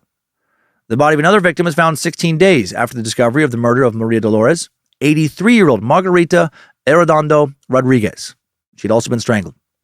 Margarita's granddaughter, Alejandra Alde, said that her grandmother had recently suffered a fall inside her apartment, could no longer leave to run errands. She asked her to move in with her, but Margarita refused, so Alejandra moved in with her instead. Alejandra left for work early one morning when her grandma was still sleeping. She always called Margarita around 3 or 4 in the afternoon to check on her, which she did this day. Grandma didn't answer. Margarita's neighbors, Patricia and Omar, were having lunch around noon that day with Omar's parents. His parents wanted to close the window while they ate, and when Omar stood up to do that, he saw someone rifling through Margarita's drawers. The two stared at each other.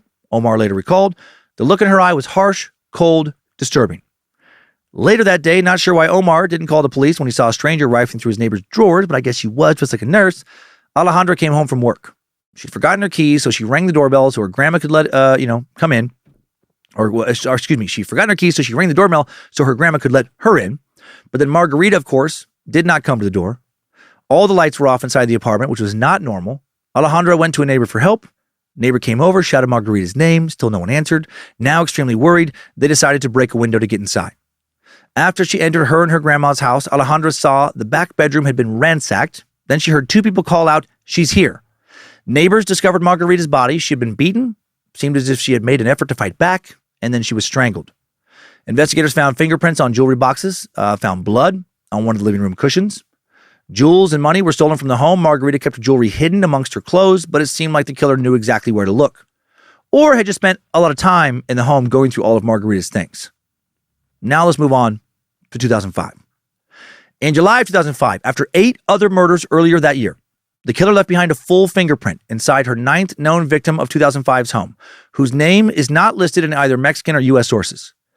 The victim's killer pretended to be a paramedic, asked to see a copy of an x-ray the victim kept in her home, and then she ended up leaving a perfect print on that x-ray. The victim's son just happened to drop by, saw someone fleeing the scene. The print matched partial prints from 5 other cases. August 25th, 2005, the police distribute 2 new sketches of the suspect around Mexico City. Vargas Cervantes pointed out in her book that the text under the sketches used masculine plural pronouns, implying the killer was a man, even though the police had now already arrested a woman on suspicion of, 2 women on being suspicion of being the killer, and more witness descriptions of a woman kept pouring in. Many on the task force still could not accept that a woman could be doing this. By early October, 46 people had been fingerprinted and photographed based on their resemblance to the composite sketches. Over 300 people had been interviewed after witness reports reported that they resembled the sketches. Now the police presented a physical and psychological profile to the public. The physical profile described the killer as a man dressed as a woman or a robust woman dressed in white, height between 1.7 and 1.75 meters. Robust complexion, light brown oval face, wide cheeks, blonde hair, delineated eyebrows, approximately 45 years old. Between 1.7 and 1.75 meters translates to between 5'5" and 5'7". According to the psychological profile, the suspect was a man with homosexual preferences, victim of childhood physical abuse, lived surrounded by women. He could have had a grandmother or lived with an elderly person, has resentment toward that feminine figure, and possesses great intelligence. That's a very specific, interesting profile. There's got to be some translation problems here. I mean, I didn't see the original Spanish, or otherwise I would translate it perfectly since I'm fluent, obviously. But this is so weird. Important announcement. The killer could have had a grandmother. I'm not like a genealogy expert or something, but I'm 99.99% sure that 100% of us humans have grandmas. And I'm 100% sure that 100% of us could maybe have had a grandma. If true and not a translation fuck up, this is the least helpful detail I've ever heard of coming from his criminal profile. Dude, I think John did it. Why do you say that? I just found out he has a grandma. Oh, damn. Holy shit. Just like they said the killer would. But what about Tommy? Tommy? No. Tommy's never once talked to me about his grandma. Honestly, I'm not sure he even has a grandma.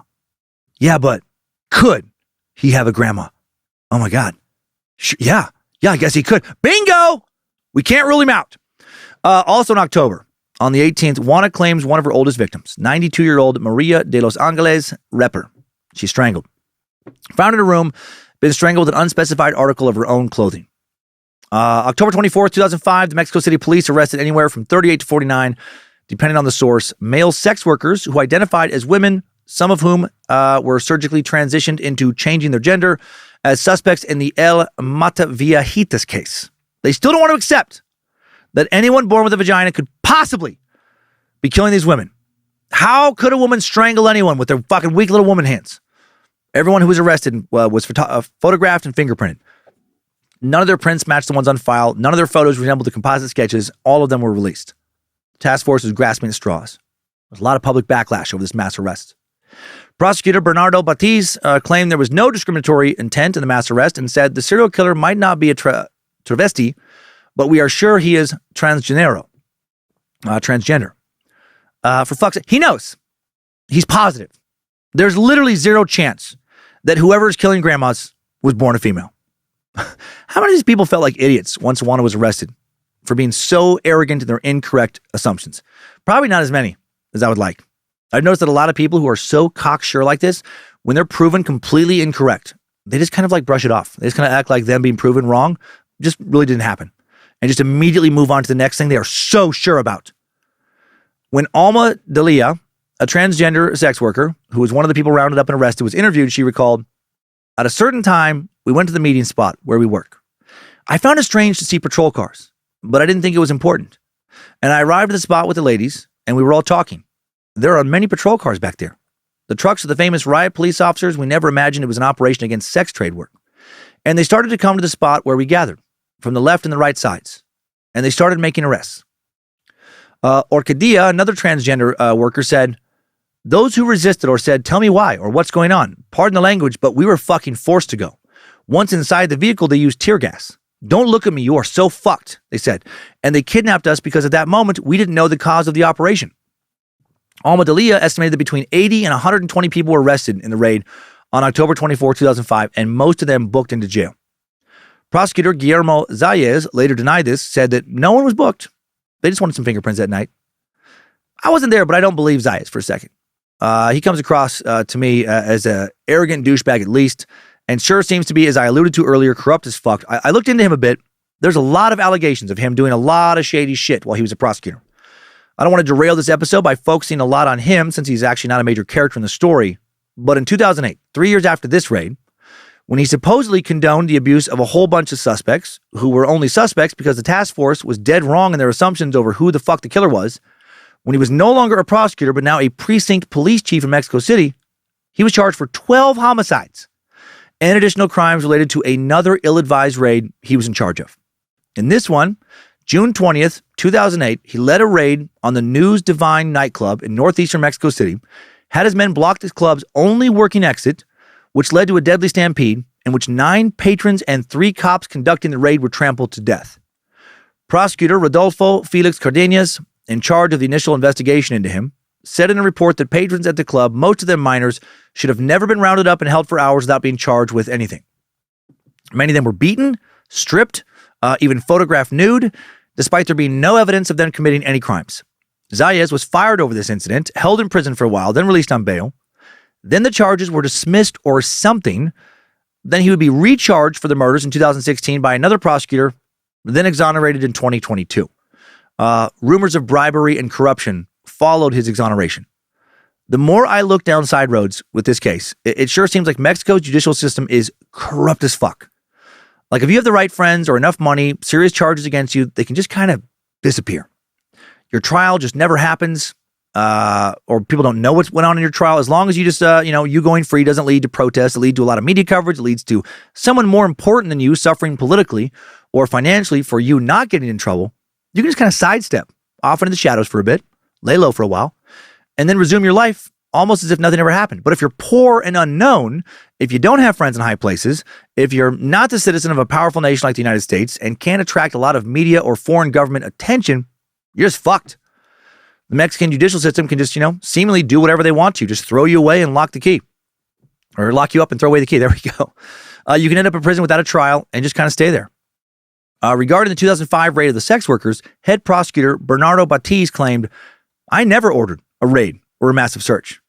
If the preventive police or the judicial police did something on their own, which sometimes they did, they had to confront on the streets what I only saw from far away in my office." This happens all the time too. Somebody definitely orders something to be done. The action results in public backlash or criminal charges, and then the person who for sure ordered it just denies they did that. They just say shit like, "What? Wait, what? My guys did that? For real? Oh, fuck. Oh, sorry about that. I never told them to do that. They just, they do shit on their own from time to time. Those fucking rascals. Eso está jodido. Dios mío." In the fall of 2005, Mexico City criminologist Patricia Payan, that female criminologist who first thought these murders were the work of a serial killer, also the first member of the task force to be certain the murders were being carried out by a woman, Hail Lucifina, only member of the Mexican judicial system interviewed in the Netflix doc that really seems to have her shit together. When her superiors denied her request to work with an artist to create a 3D bust of what the killer looked like based on an increasing amount of eyewitness reports from new locations where more abuelas are being murdered, she figured out how to make the bust herself.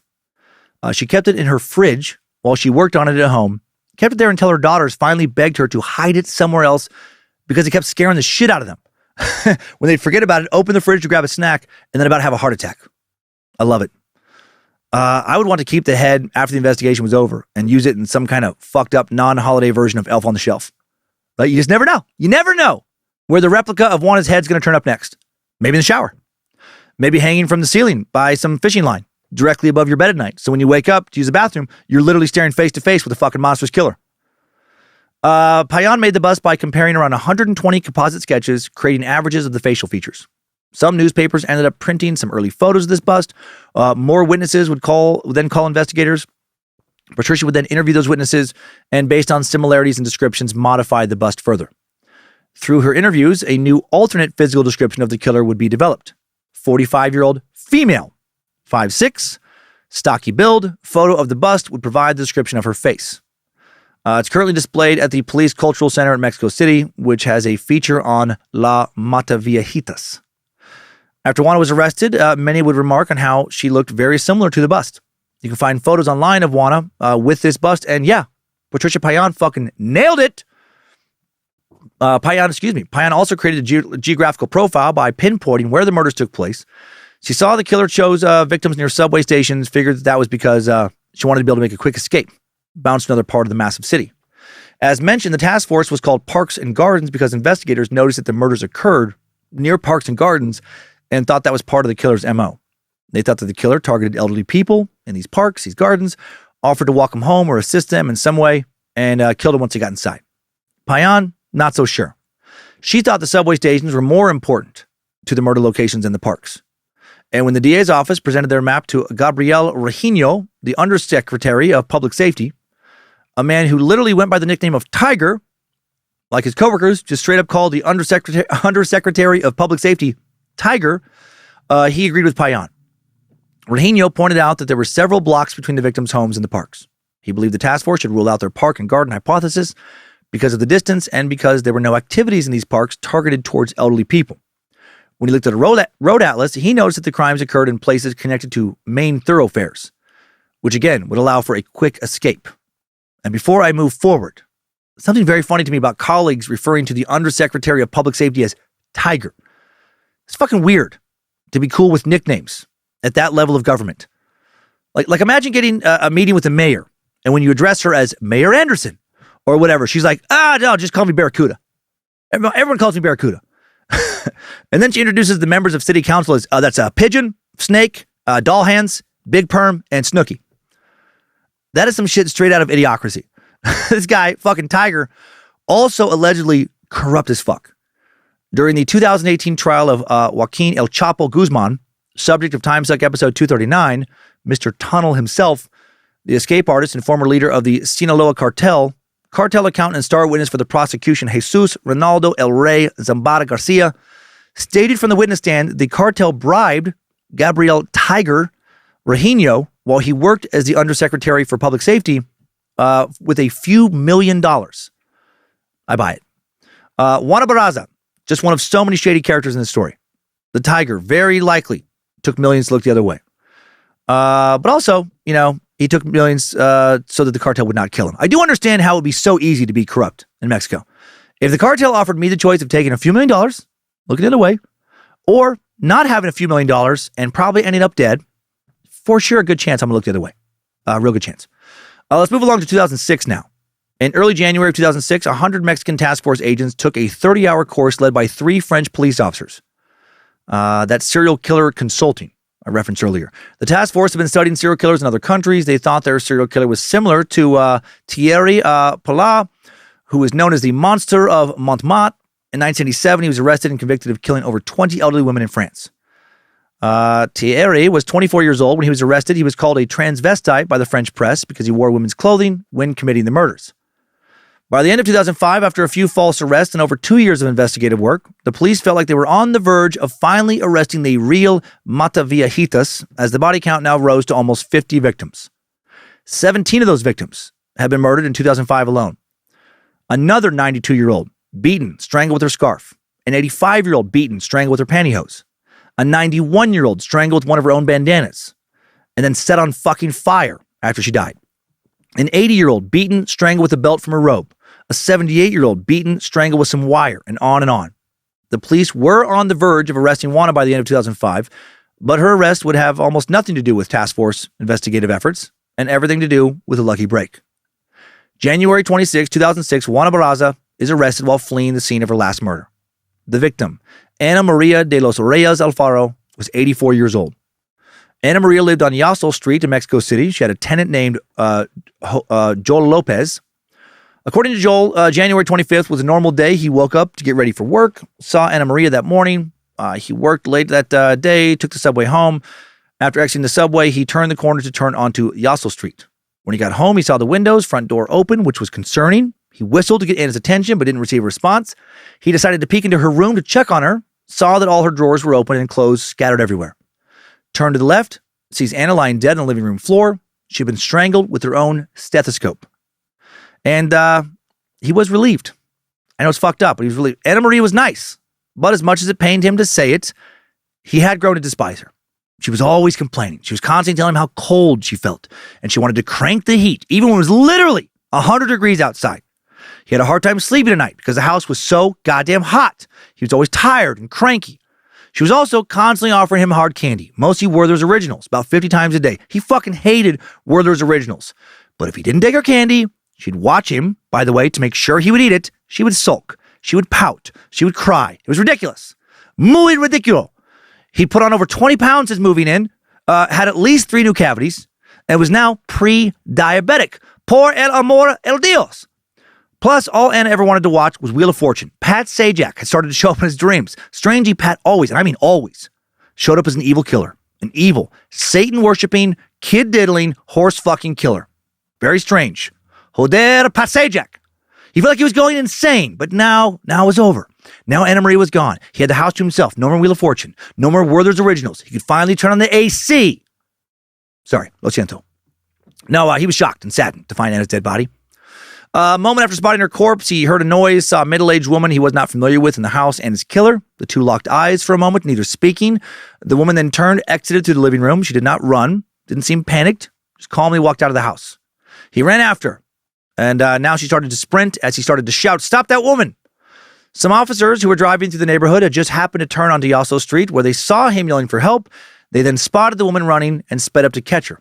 One of the officers, after exiting the car and running on foot, managed to catch up and grab her just before she made it into an entrance to the subway. The woman asked why she was being arrested, then fought back, tried to hit the officer and break free. He managed to subdue her, but was surprised at how strong she was. The officer and the other officer he was with on patrol put her in handcuffs, heard from Joel about Anna's murder, called their supervisor and said, "We captured La Mataviejitas." Juana was wearing a bright red coat, carrying 2 plastic bags that contained a stethoscope, blood pressure monitor, list of beneficiaries of the Civale program, voter ID cards, food bank ID cards for seniors, a cell phone, a card for St. Lazarus, receipts for professional wrestling rentals, jewelry, got a lot of shit in here, a keychain for Juana's wrestling alter ego, La Dama del Silencio, and an amulet for La Santa Muerte, the Holy Death, a shortened version of Nuestra Señora de la Santa Muerte, Our Lady of Holy Death. And that could be, a shortened version of Nuestra Señora de la Santa Muerte Antonio Banderas, Our Lady of Holy Death Antonio Banderas. I mean, that version doesn't show up literally anywhere, but who knows? Santa Muerte is the goddess of a new religious movement, a female deity, a folk saint in Mexican folk Catholicism and neo-paganism. She is the personification of death, and those who worship her believe she can protect you, heal you, make you wealthy, even deliver your soul safely into the afterlife. The Catholic Church, numerous evangelical pastors, and others have condemned her worship and referred to her believers as cult members and occultists. More on Santa Muerte in a bit. The arrested suspect, quickly identified as Juana Barraza Sampirio. After she's arrested, that Undersecretary of Public Safety, Gabriel Regino, spoke to Juana, and that bought and paid for cartel man asked her, "Tell me, what do you do?" She answered with a sly smile, "Well, I do lots of things." Then she denied murdering Anna Maria or anyone else. Although Regino and most of the police still thought the killer had to be a man, and at the time of her arrest, many thought Juana couldn't possibly be the killer, Regino noticed that Juana had very strong arms, big hands. He asked her what sports she liked. She told him she liked wrestling. The forensic team had already determined that the killer most likely grabbed victims in a headlock in order to strangle them, a common move in wrestling, and Regino now left the room and told the other officers they had their man, and their man was a woman. Juana Barraza, the Lady of Silence, was La Mataviejitas. Some other investigators were still so sure that the killer had to be a man, they had Juana strip searched to check her genitalia. They truly expected to find a penis. Some real stubborn fuckers. Nope, a woman, definitely a woman. It would quickly be determined that Juana's fingerprints matched prints from at least 10 crime scenes. It was reported that shortly after her talk with Regino, Juana admitted to all the murders, then, went back on that, said she didn't commit any of them, then did admit to killing Ana Maria de los Reyes Alfaro. She said she killed Ana Maria because she was angry, saying, quote, "Honestly, I lost it." Okay. Juana told investigators that she got inside Ana Maria's house by asking her, for a glass of water. And then soon she and Anna got into an argument over money. Juana said, "I arrived at her house and she was going inside, opening the door. She was coming back from the market. And I asked her if she needed me to wash or tidy up her home. She said, 'Not now.' I said, 'Please give me some water.' She did, and she happily invited me to come inside. I checked things out, but didn't steal anything. Juana then asked her how much Anna would pay her to have some quilts made for her. Anna gave her the price. Juana told her the price was too low, shot back with a much higher price. Then Anna told her, 'You want to make twice as much.' And that was all it took. Juana was furious. She picked up a stethoscope that was lying on the living room table and strangled Anna with it. Now, did it actually happen that way? I fucking doubt it. Juana has proven herself to be full of shit, like almost every other serial killer who has ever been arrested. 99% of these fucks twist the story around, even when they do confess to a murder or two, to make the murder or murders, at least in their minds, seem, justified somehow. And also to have the murder seem more like an isolated event than a part of a larger pattern when they're trying to not be, committed as a serial killer or convicted. Juana, in typical serial killer fashion, also quickly spoke about the darker aspects of her childhood in an obvious ploy to gain sympathy. Right after what happened to her, how could she not kill an old lady? She spoke about how she was mistreated by her mother as a child, saying, "My mom mistreated me badly. She used to hit me. She always cursed me. She gave me away to an older man. She said that was why she hated women. Juana said, I know it's no excuse. I don't deserve to be forgiven by God or anybody. I did it, but just confessing to one murder.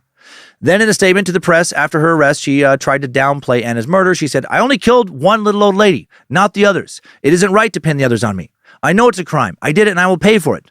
But just because I'm going to pay for it, that doesn't mean they're going to hang all the other crimes on me. With all due respect to the authorities, there are several of us involved in extortion and killing people. So why don't the police go after the others too? I love acting like killing one grandma over her supposedly thinking Juana was charging too much for a fucking quilt. Wasn't that big of a deal. What the fuck is everyone so worked up about? Oh my God. Hablas en serio? I killed one little old lady. Uno. Do you have any idea how many little old ladies are out there? Thousands, millions. Do we really need to worry about all of them? You don't know. I mean, come on. They're knocking on death's door anyway. All I did with Anna really was gently open the door. It was probably minutes away from opening on its own. I pushed her through it. You're welcome. Fucking chill, everybody. Cierra la puta boca. February 2006, during her first court appearance, Juana pleads guilty to the murder of Ana Maria Reyes and not guilty to 10 additional murders. When Juana's neighbors are interviewed, they tell investigators that she was quiet, but an otherwise normal woman who lived with her 2 kids. Some said she didn't really interact with anybody. Her hairdresser spoke with the media, said she found it odd that Juana wanted to change her look every week, but didn't read anything criminal into that. She apparently never spoke of the murders. She was, again, pretty quiet. One neighbor did say that she found it odd that the inside of Juana's house was painted all red. It was messy, the bedroom's full of bags, shoes, clothing, so much clutter you couldn't easily walk around. She also had a large poster of herself wearing her Lady of Silence wrestling gear hanging on a wall in the living room. And she had an altar to Santa Muerte at the entrance of her home. Holy death! A dead snake and an apple had been left as offerings to Santa Muerte. And the media had a field day with these details. Author Susana Vargas Cervantes wrote, La Santa Muerte, the Holy Death, is a popular Mexican personification of death as a calavera, a skeleton or skull, a folk saint commonly associated with marginalized communities, mostly lower class. Newspapers reported that Juana trusted La Santa Muerte to protect her from arrest, and that she practiced black magic to avoid arrest. The veneration of La Santa Muerte is associated by many in Mexico, primarily with sex workers, drug traffickers, other criminals, and people struggling with addiction or just, struggling with poverty. Santa Muerte figurines and artwork depict a skeleton dressed in a white, red, or black robe with only her face and hands exposed. Typically in one hand, she holds a scythe, like the Grim Reaper. In the other hand, she holds the world, a little globe. She also sometimes holds scales, hourglass, an owl, or an oil lamp. About 12 million people around the world worship Santa Muerte in different ways. Roughly 5 million of them are in Mexico, with the biggest concentration in Mexico City. Some worshipers will also consider themselves Catholic and will attend traditional Catholic masses. Others worship only Santa Muerte. Since the middle of the first decades of the 2000s, a few churches devoted fully to Santa Muerte have opened, primarily in Mexico City. The cult of La Santa Muerte started to become popular in the mid-90s, and today its popularity is still growing. But it's been around in some form since at least the 1700s, and really since long before that, since it's rooted in Aztec beliefs. Researchers trace idolization of La Santa Muerte to the pre-Hispanic cults of the Aztec deities of death. Santa Muerte is a mix of Catholicism and pre-Hispanic religious traditions. When the indigenous people of Mexico were forced through torture, marginalization, and fear of execution to convert to Catholicism and abandon their native faiths, they learned how to hide their original beliefs. They blended them with Catholic worship. We've talked about religious syncretism before here, but it's been a while. Religious syncretism involves the assimilation of several originally discrete traditions. It's the process of combining religious belief systems into a new system or incorporating other beliefs into an existing religious tradition. It can also refer to an established religion that has adopted beliefs from other faiths.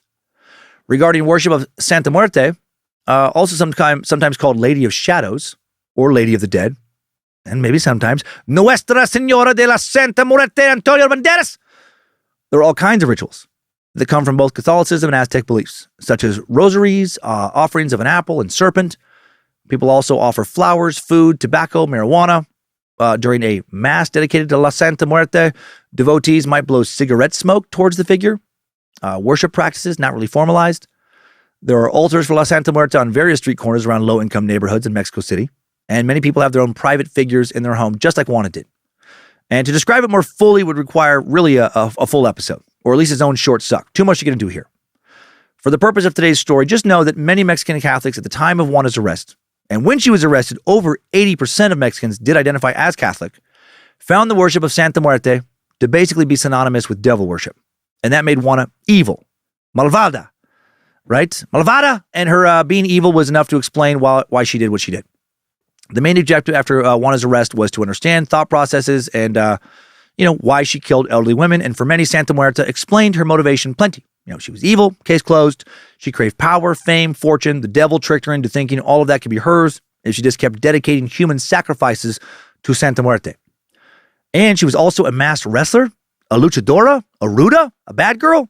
She craved violence. She liked to hurt others, right? She was rotten, case closed. Fegi Ostrowski from the National Autonomous University of Mexico Department of Psychology conducted several psychophysiological tests on Juana to try and get a bit of more of a scientific understanding of why Juana did what she did. Something more than just she's evil. Juana was shown different images while her cerebral activity was monitored. Ostrowski concluded that Juana showed very little sensorial reaction to violent, loving, calm, or neutral images. The measure of her cerebral activity reflected very little sensitivity before the seriousness of the images she was confronted with. We showed her a chair, which for most people does not represent any sensation. However, she told us she felt something agreeable when she saw the chair, because she could rest in that chair. But when she observed an image of a woman, she said she felt nothing. Ostrowski concluded that based on her testing, Juana shares with many serial killers psychopathic tendencies that could have been avoided if she'd had a better life. In her opinion, Juana's expression of remorse was just an imitation of genuine emotion. When she asked Juana, "Is it bad what you did?" she responded, "Yes, it's bad what I did. But no one has the right to take the life, because no one has the right to take the life of someone else." But Ostrowski, based on Juana's cognitive activity while answering, determined that she didn't really mean what she said, or rather didn't feel bad over what she did, right? She said, in reality, she did not experience in that moment or after any feelings of remorse or guilt for her misdeeds. In her 2008 book, Killer Minds, Violence in Your Brain, Ostrowski wrote a chapter on the Mataviejitas case. She wrote that on the day of her arrest, Juana viewed herself as La Dama del Silencio while she was listening to news about El Mataviejitas. When she got into an altercation with Ana Maria Reyes Alfaro about how much she should be paid, quote, all the images of previous suffering came back. The abandonment of her father, the constant abuse of her alcoholic mother that gave her away at age 13 in exchange for 3 damn beers. I know the age kind of just varies. A lot of things just vary a lot in this one. Ostrowski felt that La Mataviejitas was a beast inside Juana that killed victims with the force and corpulence of La Dama del Silencio. On March 31st, 2008, Juana Barraza convicted of 16 murders and 12 robberies. There doesn't seem to be much information online about her trial because, per The Guardian, when it comes to Mexican trials, there are no juries and few public hearings. Instead, prosecutors and defense lawyers present their evidence to a single judge during largely closed-door proceedings that can last years. Sounds like a shitty system. How many times has a judge been bribed in a courtroom where no jury or reporters will be present to bear witness to any obvious bias or corruption? According to a 2013 survey conducted by Transparency.org called the Global Corruption Barometer, approximately 1,000 people in Mexico were surveyed, and the 1,000 people were picked from various socioeconomic groups in order to closely resemble the overall makeup of the total population. When asked if they or anyone in their households had paid a bribe in just the past 12 months, 55% of the respondents reported having paid a bribe to the judiciary. 61% reported a bribe paid to the police. That's fucking terrifying. Juana's defense lawyers accepted that she was guilty of one murder, argued that she was just another scapegoat for the other cases. They wanted to have her declared mentally unfit to stand trial. However, in April of 2006, prosecutors told local reporters that her psychological studies, which were ordered by the defense, found her, quote, entirely conscious of her actions. Was she scapegoated like at least 2 other people? I don't know. Based on all the eyewitness reports that led to that 3D bust that looks exactly like her, I'm going to say she was not. Excuse me, but you never can tell thanks to Mexico's broken justice system. Juana was sentenced to 759 years and 17 days for the murders. She received the longest prison sentence of any murderer in Mexican history, man or woman. After the sentence was issued, she said, "May God forgive you, okay, and not forget me." Also announced her intentions to appeal all but one conviction. During the reading of the victims' names, Juana reportedly said, "Add some more, come on." Alejandra Alde, the granddaughter of one of the victims, we met her before, spoke to Juana in court Juana told her from behind a glass window, quote, "Yes, but you left her alone." Like when this lady said to her, like, "You killed my grandma." "Yeah, but you left her alone." Like it was your fault. It's fucking cold-blooded. Veronica Rizzo, the daughter of Gloria and Adina Rizzo Ramirez, and the woman who found Juana's fingerprint on a glass, told Juana, "May God forgive you." Juana seemed surprised by her statement. Joel Lopez, the tenant of Ana Maria de los Reyes Alfaro, told him, "Do you know who my God is?" And then she showed him a card of La Santa Muerte and said, "This is my God and she protects me." All right. Juana spoke to the press shortly after she was arrested, then refused further interviews for years from prison. Finally, February 3rd, 2017, author Susana Vargas Cervantes traveled to a women's prison in the Santa Martha, Acatitla neighborhood of Mexico City, and was granted a visit with Juana Barraza, who was then 59 years old. Vargas Cervantes had already exchanged letters with Juana with assistance from Lucia Nunez, researcher at the Santa Martha, Acatitla Penitentiary Complex. Vargas Cervantes had tried to get into contact with Juana numerous times, and Nunez acted as a go-between. She wrote that she wanted to get to know Juana, hear her point of view. In her book, Vargas Cervantes wrote that Juana makes money in prison by selling food on Mondays. She's reportedly a great cook. Her prison nickname is Juanita. She seems very happy in prison. She seems feared, respected. She's much bigger than most of the other women. Doesn't sound like she's really feeling a lot of punishment.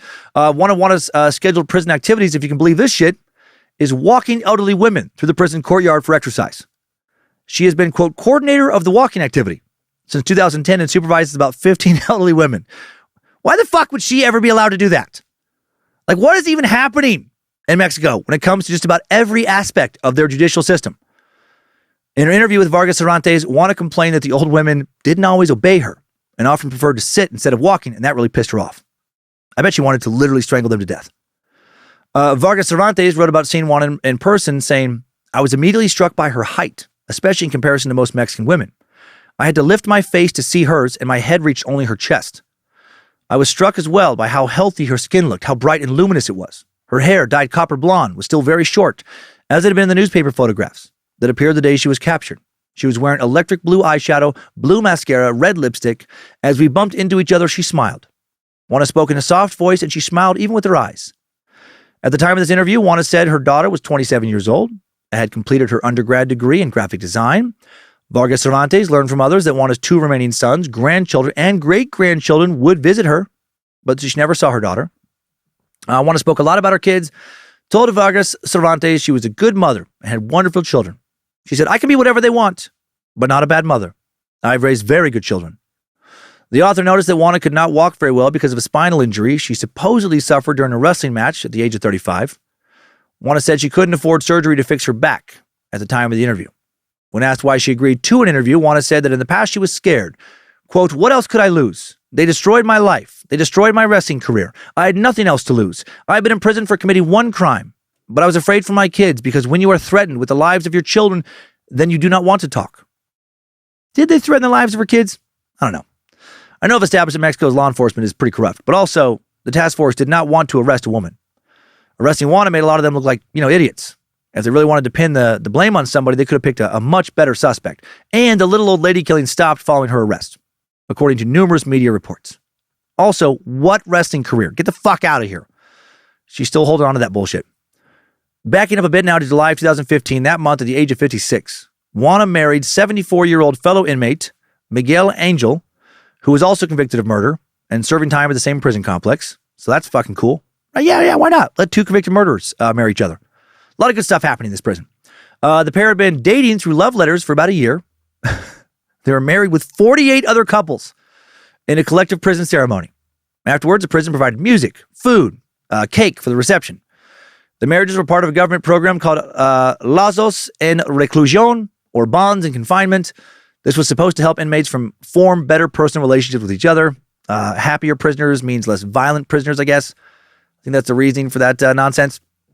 A year after the wedding, it was revealed that the two had never met each other before their wedding day. And no surprise, their marriage didn't work out. They only got to see each other 3 times for a total of 40 minutes. And after that, Juana told a deputy, once we saw each other, the love vanished. And she asked for a divorce. It's ridiculous. Juana could be released from prison theoretically in 2057 at the age of 100. because Mexican law states that a maximum of 50 years constitutes a life sentence. Also, there was no death penalty in Mexico. It was outlawed less than a year before Juana's arrest in March of 2005. Last thing in this timeline, the documentary The Lady of Silence, the Mata Viejitas murders, started streaming on Netflix July 27th, 2023. The documentary team spoke with Araceli Vasquez, right? That poor woman who's been in prison for 19 years, despite there not being any real evidence she killed anyone. Araceli said in her interview, "Some years after my arrest, I was in prison when my fellow inmates told me the Mata Viejitas was just detained. I was shocked and said, why? Didn't they say it was me? I always stole things, but I had nothing to do with that situation. And they claimed she is the Mata Viejitas, Araceli is the killer, and they booked me at a press conference with more than 70 media outlets." According to Araceli, homicide prosecutor Guillermo Zayez said she was going to get away with the robberies, so they should add the homicide charge to get a 42-year sentence. Araceli told him, "No, you can't do this. I didn't kill anyone. I kept saying that I hadn't killed anyone." Araceli noted that a witness said she was not the killer. She was short, with darker skin. Prosecutor Zayas said in his 2023 interview that, sure, Araceli did not completely match the description, but their duty was to investigate all the evidence they had. Araceli already served 17 years and 9 months for burglary prior to the documentary, is serving an additional 23 years for the murder of Margarita Aceves, a woman Juana Barraza almost certainly killed. Araceli professed her innocence in the murder cases, saying, "I simply wanted to be clarified. I was not the one who killed. And the evidence is there. I've been silent for 18 years. I only stole. I've always said that." She's now housed at the same prison as Juana and reveals that the two have a cordial relationship. Could you be cordial with the person who killed someone whose murder you were blamed for, sent to prison for? It would be a constant living reminder of the injustice you're suffering. Araceli claims she has never been given access to her case file. She's never heard anything from her now retired public defender regarding her appeal. She claims she doesn't even know the number of robberies for which she was sentenced for. She doesn't know the name of the victims attributed to her. Renato Salas said in his interview, if there was a judicial error there, then it would have to be repaired. And that already corresponds to the current Attorney General's office and also corresponds to the judicial branch. There are mechanisms to resolve the issue. It is very unfortunate. But another of the terrible things in the context of investigations is that there are errors, and those errors must be recognized and be able to repair them. Many times it's not done for media and political reasons. But you have to be able to recognize, I was wrong. Well, that was a bunch of fucking nonsense. He just admitted that many times for political and media reasons, to avoid bad press, to not have somebody's political ambitions thwarted, innocent people, they just get fucked over, and it's unfortunate. They just stay in prison for crimes they didn't commit, and somebody should say, lo siento, Remind me to fucking never, ever get arrested in Mexico. No quiero morir en una prisión mexicana.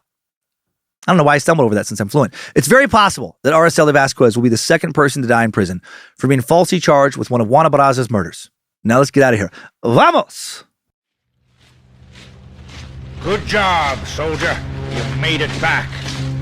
Barely.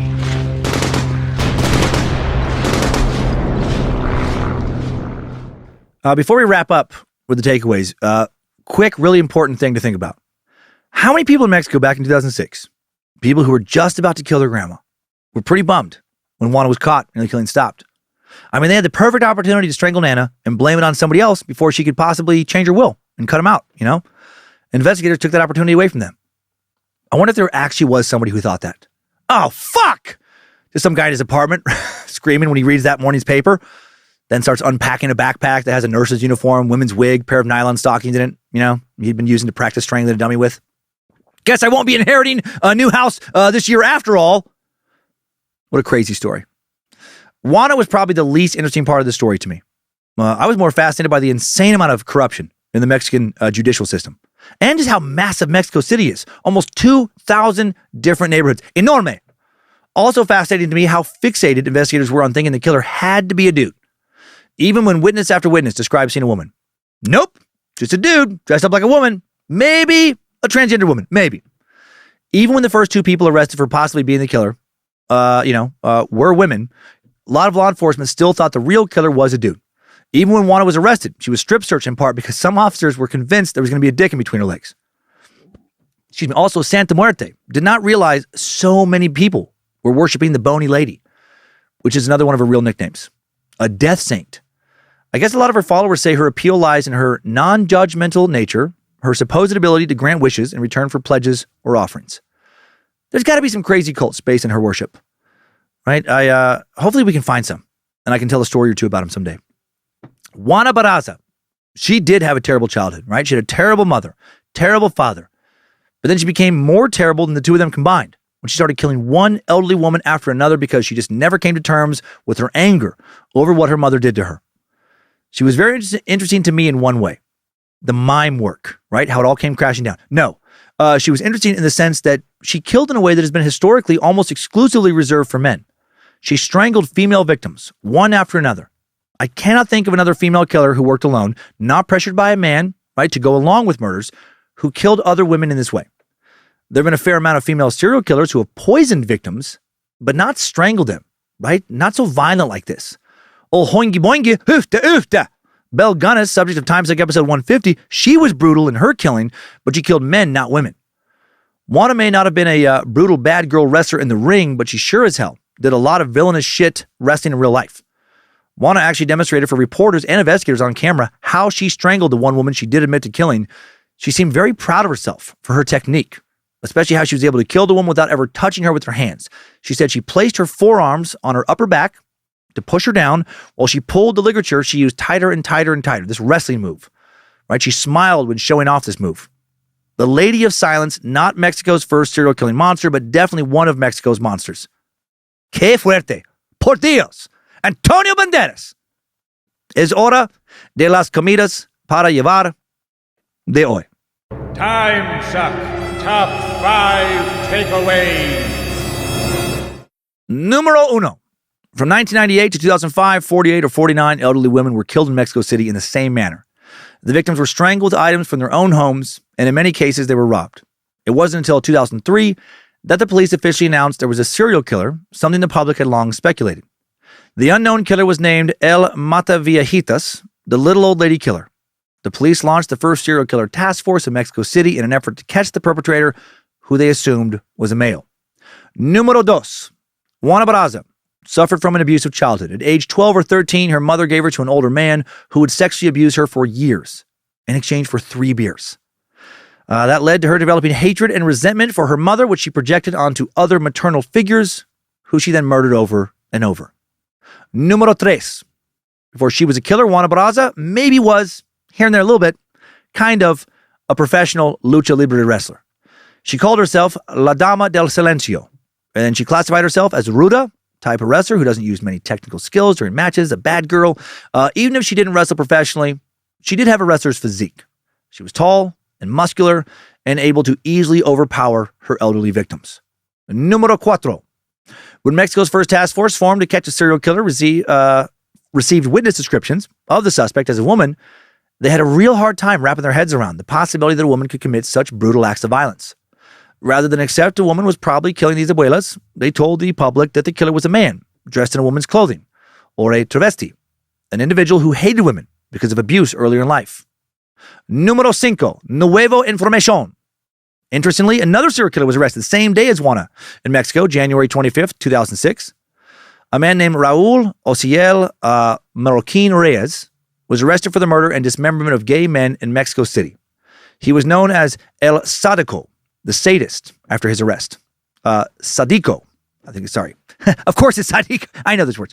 A reporter from the paper La Jornada reported that it was a coincidence that he was captured by the federal police on the same day as Juana Barraza. Marroquín kidnapped 6 men, killed 4 of them. His accomplice, Juan Enrique Madrid Manuel, never caught.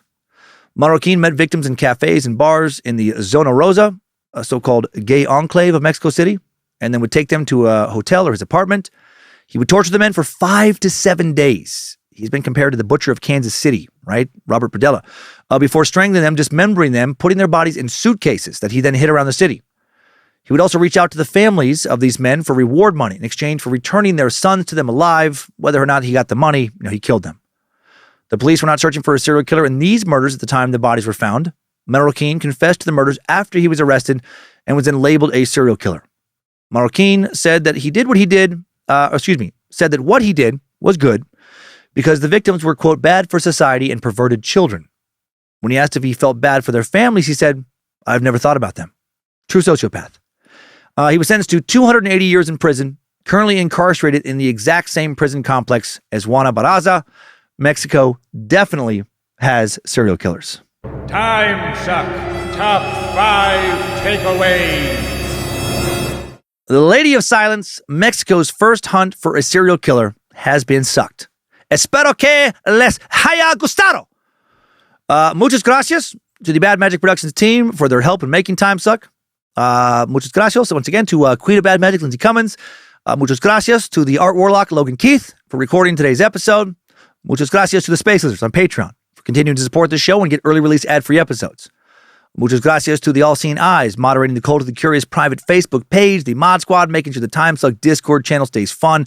And muchas gracias to everyone over on the Timesuck subreddit and Bad Magic subreddit. And now, let's head on over to this week's Timesucker updates. Vamos, Antonio Banderas. Updates? Get your Timesucker updates. I've been getting a lot of feedback from the Aaron Hernandez suck past couple days, so let's start with an email from Super Sucker Kevin Smith, who wrote in with a sad personal connection to the episode, wrote in with the subject line of Aaron Hernandez Timesucker update, and here is what he said.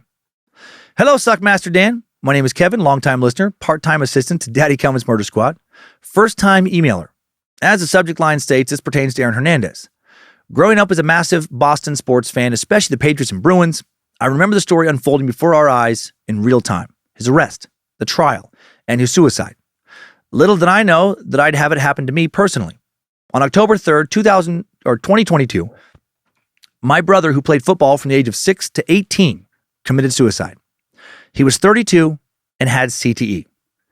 This was after he was on the phone with me and admitted to having done some absolutely abhorrent things I will keep private. He ended his life 5 to 7 minutes after he hung up. Living in Minnesota, I could not go and stop him.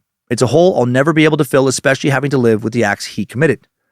I wanted to say thank you for covering this story and not holding back on the details that CTE presents. It's an important conversation that needs to happen because the NFL and NHL want to do everything they can to suppress the topic because they know they contributed to the problem. I also want to thank the Cult of the Curious Facebook group for being so open and supportive of me telling my story. It's not easy to show empathy for stories as messed up as these, but it's greatly appreciated. My brother was my best friend. I'm glad they gave me the chance to tell his story and talk about the wonderful man he was before CTE took over. Thanks again for everything you do. Wife and I love the shows. Look forward to them every week. Until next time, Hail Nimrod.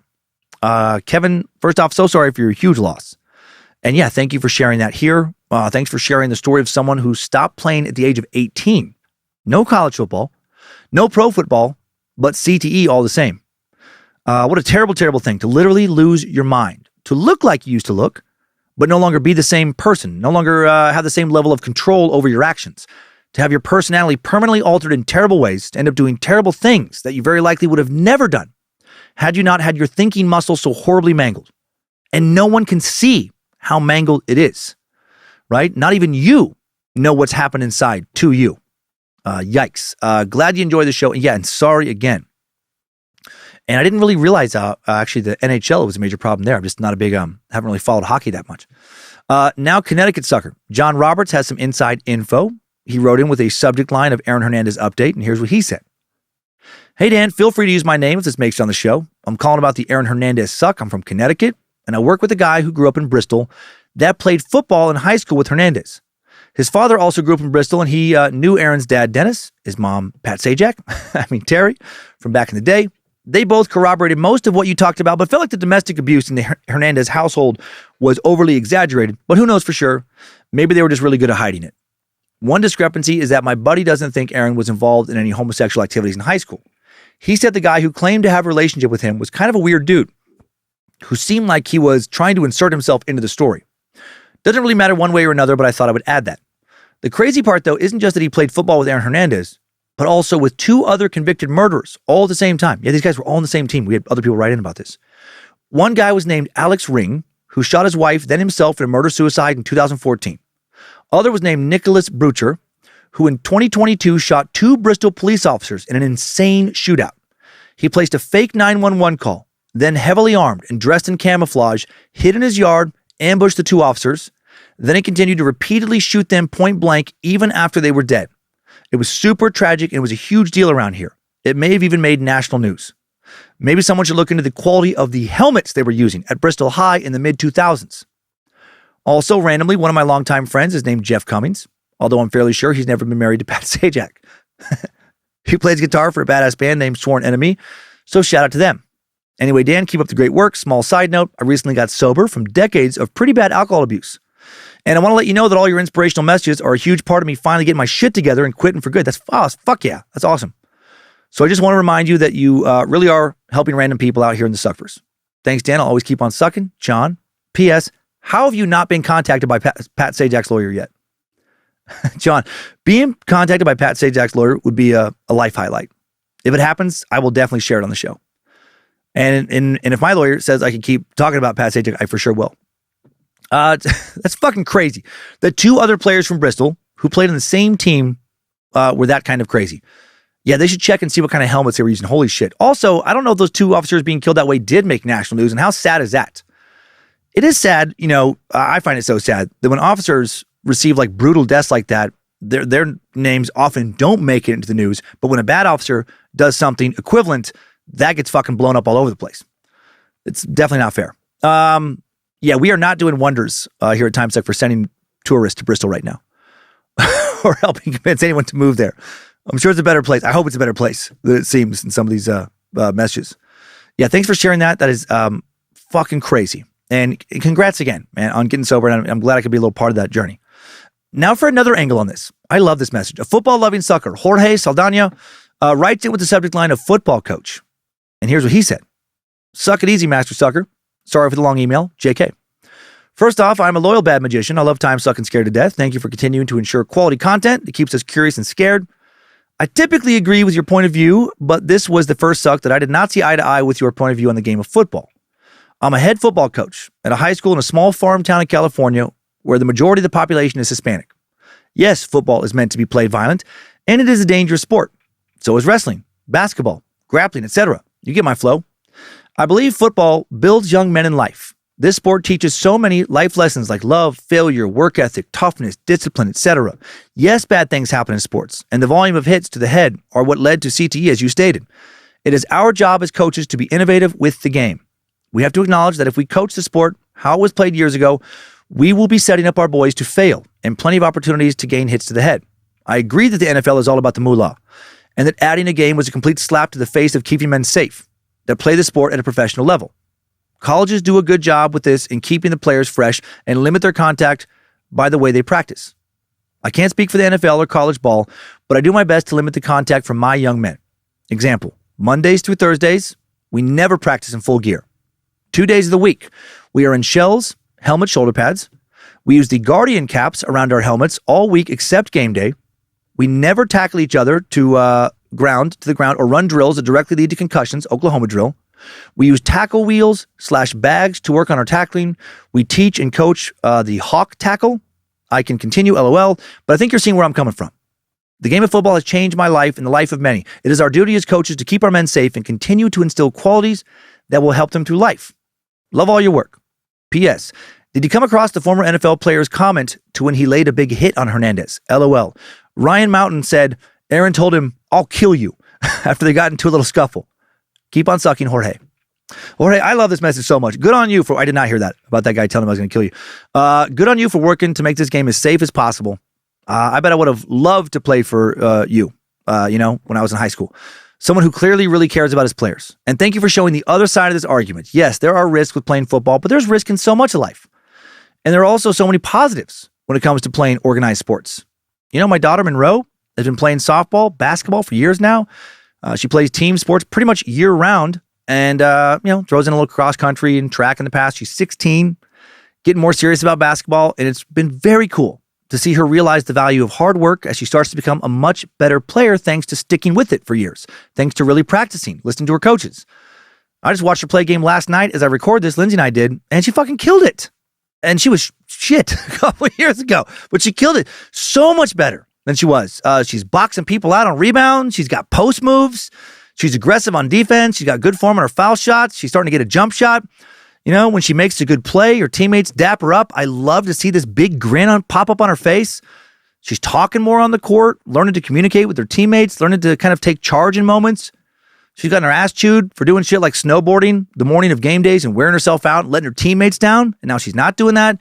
She sprained her ankle, a few games back, had to sit out a little while, worked her ass off to get back on the court because her team needs her. Playing team sports has helped her tremendously. I've watched her character build, her confidence, her communication skills. I love that she's learning the value of sticking with something, perseverance, tenacity, giving it her all. I could go on and on. So I hear you, Jorge. Yorsi. Thank you for the messages. Thank you for the messages, everybody. And we get out of here. Thanks, time suckers. I needed that. We all did. Adios. Thanks for listening to another Bad Magic Productions podcast, Scared to Death and Timesuck each week. Please don't strangle any grandmas to death this week because your mom was a bitch and they remind you of her. That's fucking crazy. Eso es una locura. Just sigue chupando.